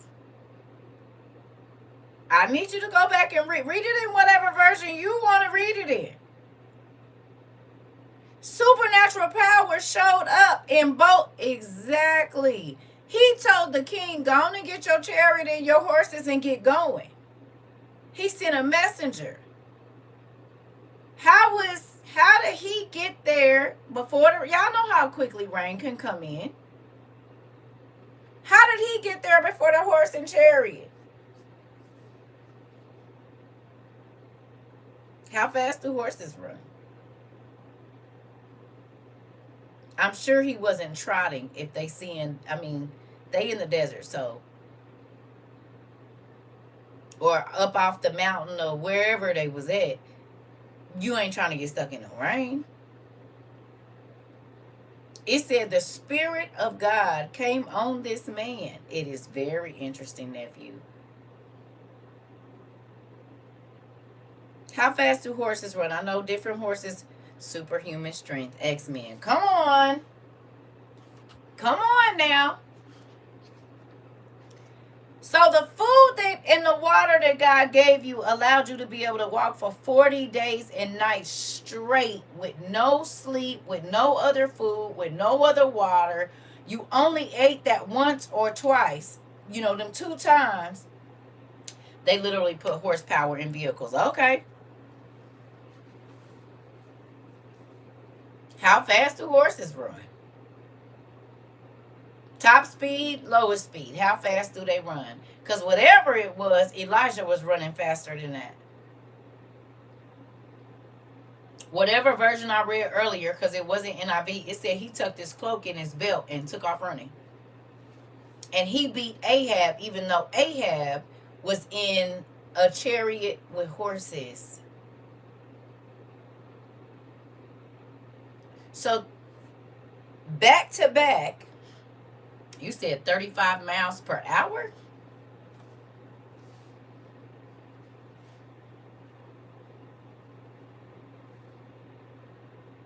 You said it's the power of the Spirit of God, right? But I just wanted to know if y'all picked up on that. He ran faster than the horses in the chariot. And Ahab had a head start.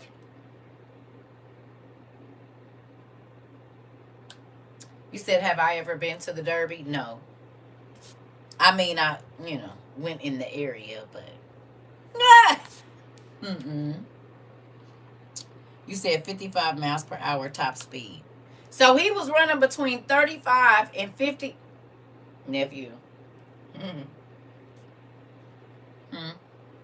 Mm.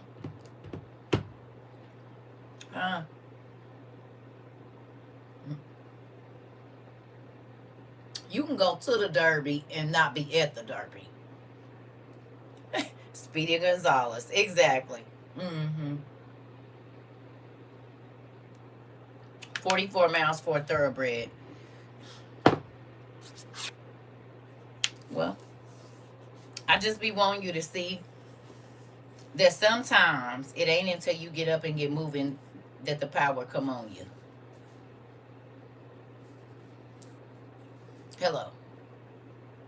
You be waiting for God to give you a light, and he said, I'm not going to give you the light till you get up. Sounds like the sons who could outrun leopards, fight lions, strength like Samson. Come on. Huh? You can keep saying, I'm going to get up and fold that basket. I'm going to get up and fold that basket of clothes. I'm going to get up and fold. But when do you get the energy? When you pick up the first towel.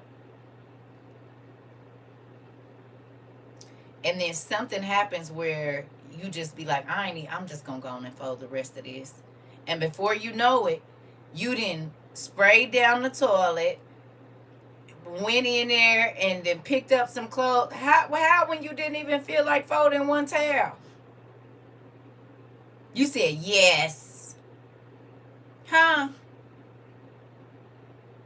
How did you go from not even wanting to fold one towel to now you done cleaned up the bathroom, folded all the clothes, got 2 more loads, one in the washer? How? You didn't feel like it at first.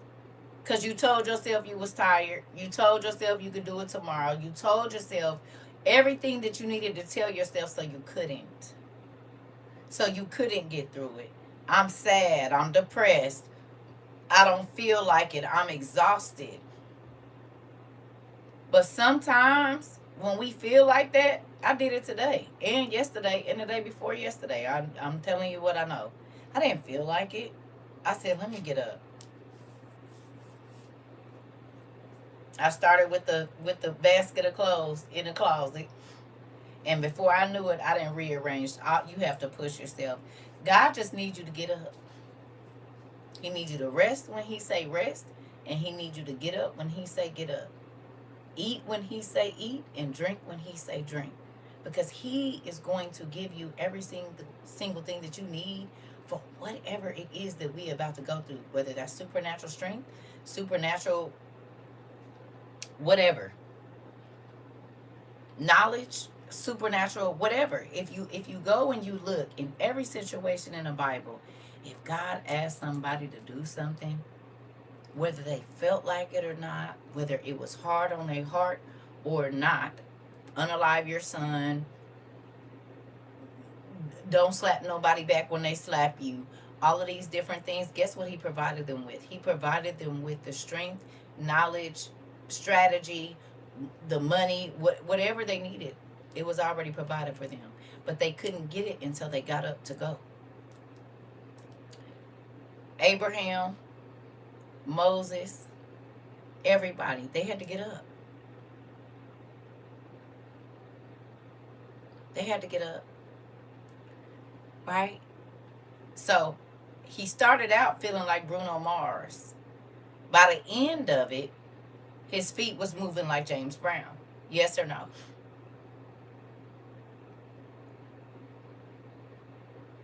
Huh? He was woe was me and when we came in the story. But now this is the second time that God has given him the strength to run real fast, to walk a long way, to not go to sleep, to not be hungry, and to keep pushing through. But his body wasn't worn out.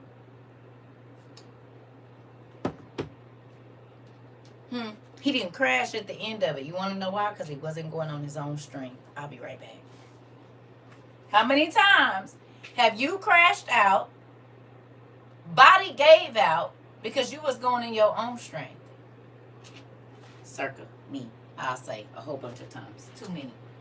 Hello. Did God send you over there?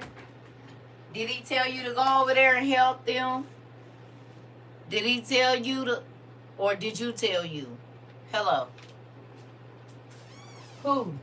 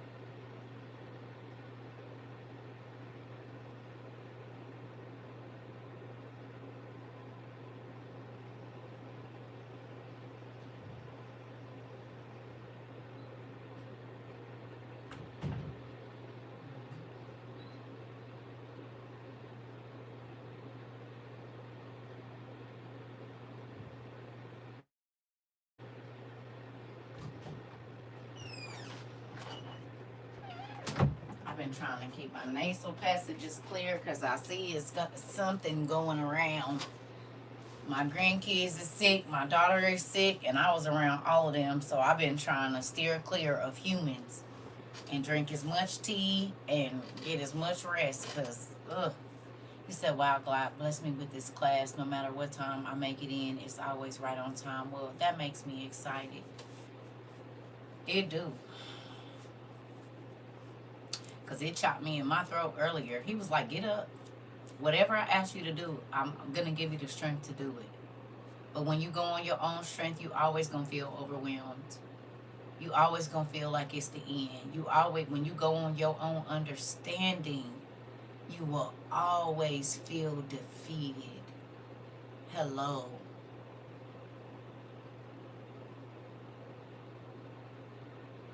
The enemy is going to send darts your way. That's what he do.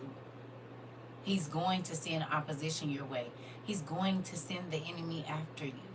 And sometimes he'll even put you, man, do y'all realize the same man that he was running from, he had to go back to him?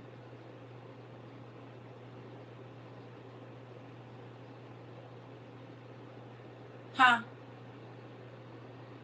The same person that tried to take this nigga out, he had, the one he was running away from, he had to run right back to, wait a minute. You said, I used to think that it was the people who were listening on my phone, but clearly it's you because I had this conversation last night. Oh.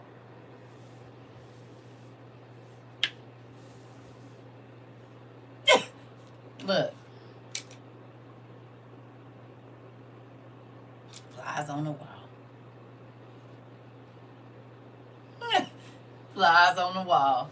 He said, get up, girl. I said, I'm just going to lay in this bed. He said, I bet you don't. Get your little sleep. Go on and get up and take a bath and do what you're supposed to do. I was like, I'm just about to fast. He said, you might as well go on and get up and eat, girl. Tendonism. I'm trying to tell you. I said, I'm about to just lay in the bed. He said, you might as well go on and get up and eat, girl. You might as well go on and get up. So I went on and put me 2 potatoes in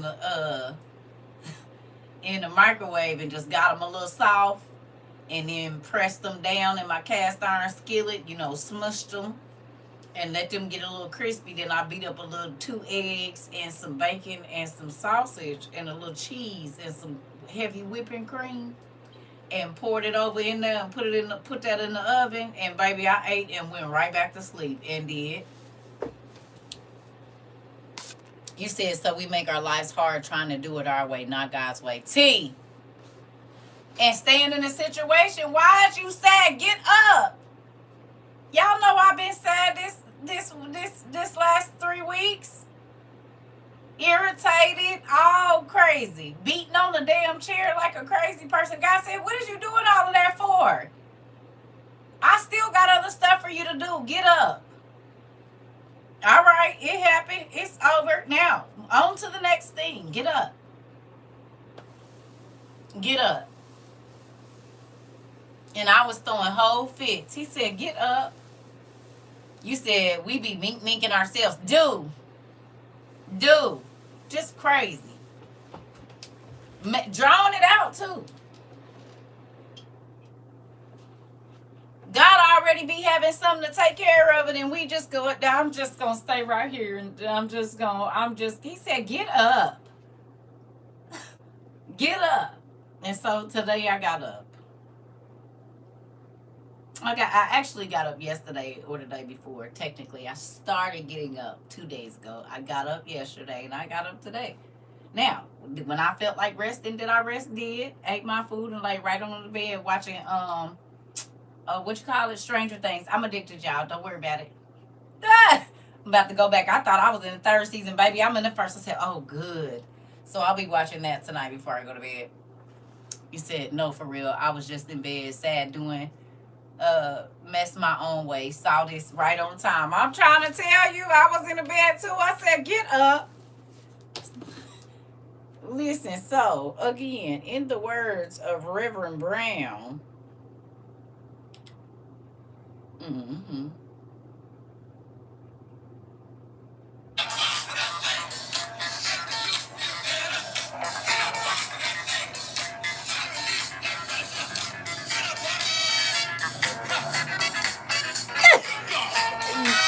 get up.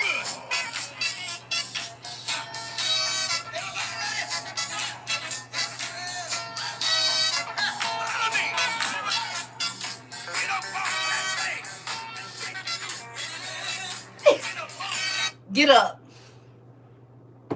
Get up. It is good. It is. My son said, Mom, that came out when I was in high school. Boy, I don't know.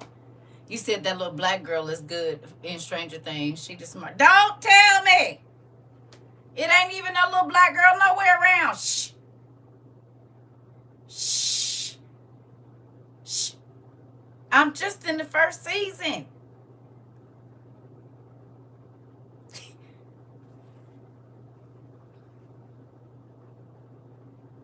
Black folks. Literally, y'all been after me to watch this show forever. Then you gonna start telling me no, T. No. Right. No. No, no. Goodness gracious. I just told you. I sure started watching it yesterday. Girl. Right. Shh. Shh. Ah, don't do that. Please and thank you. Nah, but I am. I didn't, baby. Got all my little snacks and stuff. Ooh. You said I just watched season 5 and it's good. Don't tell me. Okay. You said it's good. You're gonna love it. Okay. I already do though. I already do. Now I didn't have to, because y'all know I go to sleep in a minute, baby. I'm grateful. Because my sleep was taken for about 3 days, maybe 2. God gave me my sleep back. I said, oh, okay, I'm on my way out of here. You said, look at me talking like I didn't even make it past session 2. Uh-oh. Uh-oh. Oh, season 2. Girl, listen. It's real good. It's so good. Gotta binge watch it. Right. That's what I'm about to do. That's what I've been doing. As I've been getting up and getting my stuff together, baby, I've been bringing my iPad right along with me.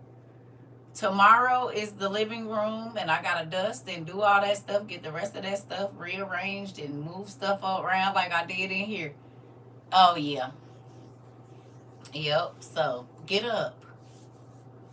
It's a number of reasons to be weighed down. But why, when God will give you strength to go through all of it? You said Nosferatu is good too? Okay. You said just finished all seasons again. Interesting. Well, I'm about to watch I'm on season 1. Actually now I'm on season 2, I think episode 2. So that's probably what I'm gonna be doing. I was coloring last night and today a little bit. So I'll probably do that. But understand, being able to sleep is a blessing. Okay? And I know that don't seem like it, because we'll sit up and worry ourselves sick. But being able to lay down and go to sleep is a blessing. Being able to eat when your mind is all messed up is a blessing. Because that is God giving you rest and strength for whatever else it is. Understand that the devil wants you to be exhausted, hungry, all over the place. You hear me? You said me and my hubby are binge watching Supernatural on season 2. Oh, yeah, I love Supernatural, honey. Yeah. Dude. Buffy the Vampire Slayer, all of them. Charmed. Yeah. You said The Old Man and Reasonable Doubt on Hulu. Okay. Well, right now I'm on Stranger Things. I'm going to binge watch this probably till sometime next week. Then I'll be on to something else. Mm-hmm. Yeah, I'll be on to something else. I already got through the new Witcher was not good. I don't know what they did to it, but they should have left it. The new Witcher was not good. I'm very sad about that. You said you've been watching the Mayfair Witches. I watched a little bit of it. I must say, you really brought it home tonight. You said the class was lit. Thank you so much. I love you too, Auntie. This the thing. I think in a way we all be going through similar situations, right? It might not be the exact same situations, but the word be applying to all of us in one way or another. And without experiences, you don't get to see these things. I didn't like the new Witcher either. Yeah, they shouldn't have messed with it. Maybe they got new writers or something, but they need to go back. They need to go back to what they had before, because they didn't do their job. You said Dad be downloading the download, and definitely does. Right. This my thing, right? Hopefully out of this class, if you didn't get nothing else, God is going to give you the strength to go through it. He is. And it's not going to turn out the way that you think. Unless he's already told you that, don't go to the negative first. You said my daughter told me the new Percy Jackson is coming out. She's excited because of you. Oh, shoot. Well, come on, TT, baby. I was watching Grey's Anatomy and 13's Reason Why. Okay, my daughters love Grey. They have, like, Grey's Anatomy shirts and everything. They cried. One of my daughters, I had to stop her from watching it. She was banned from watching it because it made her so emotional. Like, I couldn't, no. You cannot watch it anymore. I had to make her quit watching it. My youngest. I said, you can't watch it. She was like, Mom, please. No. Because, baby, you to act like she knew the people and would, nah. Mm-mm. I think she was like 14, 15, something like that. I said, no, you, maybe 12 or 13. I don't know. However old she was, I said, you can't watch it no more. Because, baby, used to have her on emotional roller coasters. I go in there, she got tears in her eyes. She all depressed. I'm like, what's her? Oh, Mom, they killed off such and such.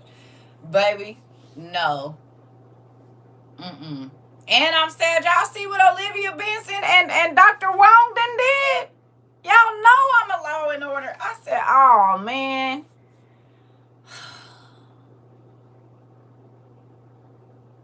Y'all said we gotta love everybody, but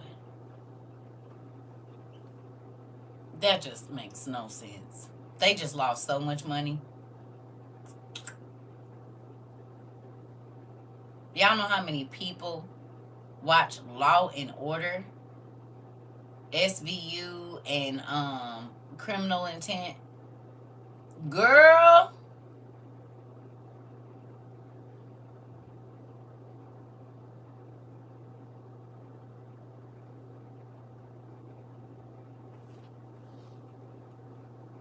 Olivia and Elliot didn't. They on the wrong side of the fence. I felt your daughter's pain in Grey's Anatomy.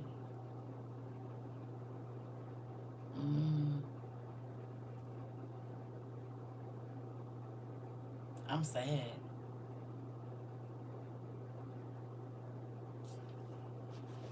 Mm-hmm.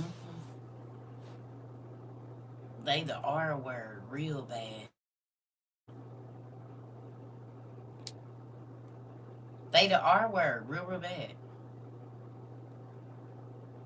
Real bad. Real bad. They support old boy. Wong got online talking crazy, talking about the animal niggas, basically, and doubled down on it. Dr. Wong, he was one of my favorite ones, you know, to pop in and pop out. My daughters love him. Oh, yeah. Yeah. Sad about that, boy. Elliot? Not you. Olivia, I might see it, but not you, Elliot. Yeah. Mm-hmm. All of them. Yeah. They just lost. I guarantee you they lost a lot of viewers. They don't even realize what they did with that. Mm-mm.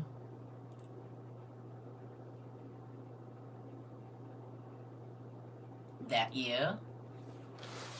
Mm-hmm. I said, dang, boy. Y'all messed it up for you still. Then you know. Listen, I used to have all the seasons of all of the Law and Orders. The original ones, all of them. Except for like the newest ones that came out maybe in the last like 5 or 6 years, whatever.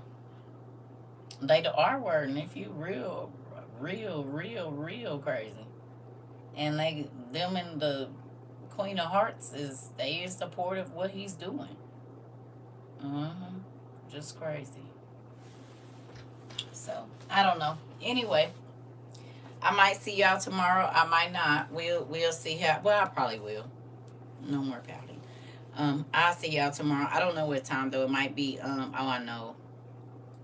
It might be later on in the afternoon because I gotta go in here and dust and pull all this stuff off of these shelves. And dust under.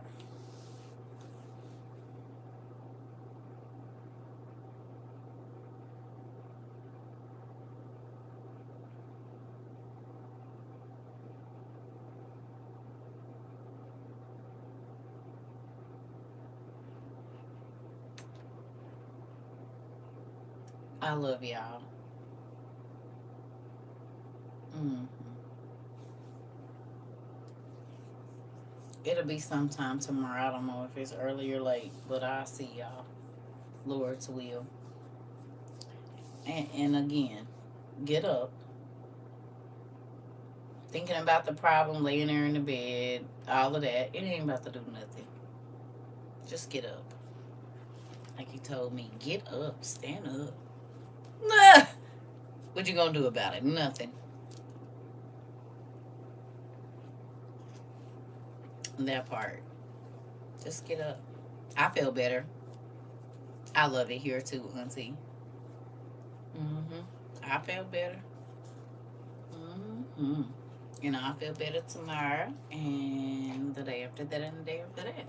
Because if it's something that God want me to do, laying in the bed, I ain't gonna be able to get it done. I appreciate you too, Pumpkin. I love you. I love all of y'all. I really do. We going through this together, y'all arm in arm, right? Is y'all arm in arm with me or what? We going through it. Mm-hmm.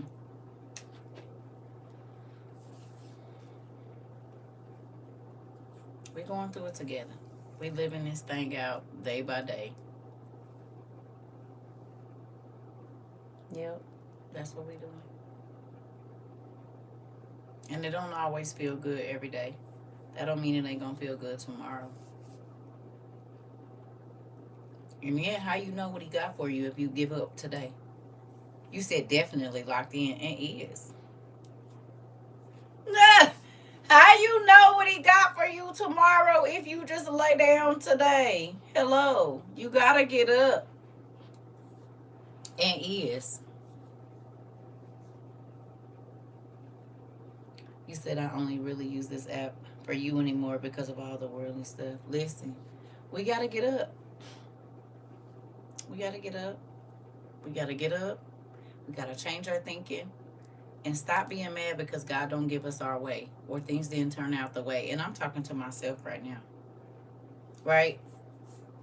Things are not going to always turn out the way we thought. But you can't pout it out and then being missed out on the opportunities. No more stinking thinking. That part. We miss out. I mean, ain't no telling how many blessings God didn't have for me in the last couple of days. And I just, it's like whatever. No. You said, yep, no more stinking thinking. That part. So, I love y'all. I'll see y'all tomorrow. Maybe we'll do some trivia or something. I don't really know. We'll figure it out. Plus, it's cold too, so we're chilling. I put on my pajamas today, baby. Them onesies to go outside, baby. I had to take all that stuff off. I keep forgetting that them things is that warm. Them dang onesies is nuts.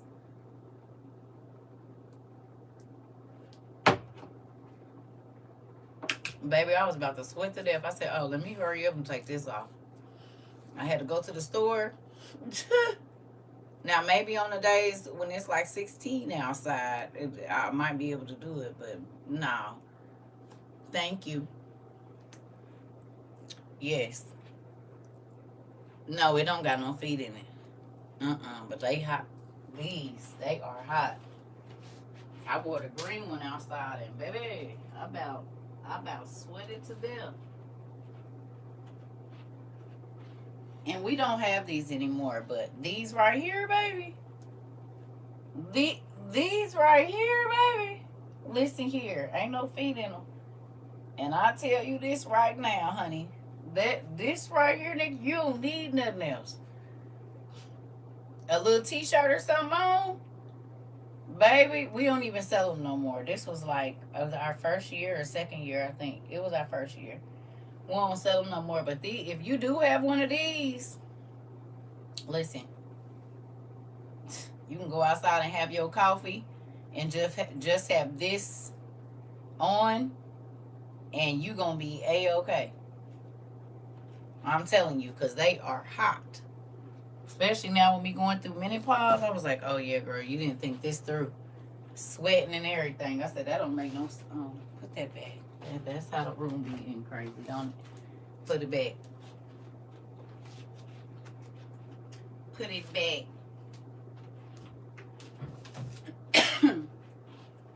I love y'all. Good night. Sleep well. And say y'all prayers. You said, man, I hate I was broke when class first started. Run it again. I got it now. I know that's right. We might do some pajamas. I told my son last night, if we got to do some two pieces though, because Auntie getting old, I don't got time to be trying to wait to unzip nothing. I need to be able to get to the restroom and get what I need done. So yeah, that ain't gonna work. We're gonna have to do some two pieces this time if we do something. Oh yeah. Oh yeah, you definitely need one. I don't know. We'll see. I don't know if Alicia have the time to do it or not. We'll have to check and see. If she do, we might get some pajamas out.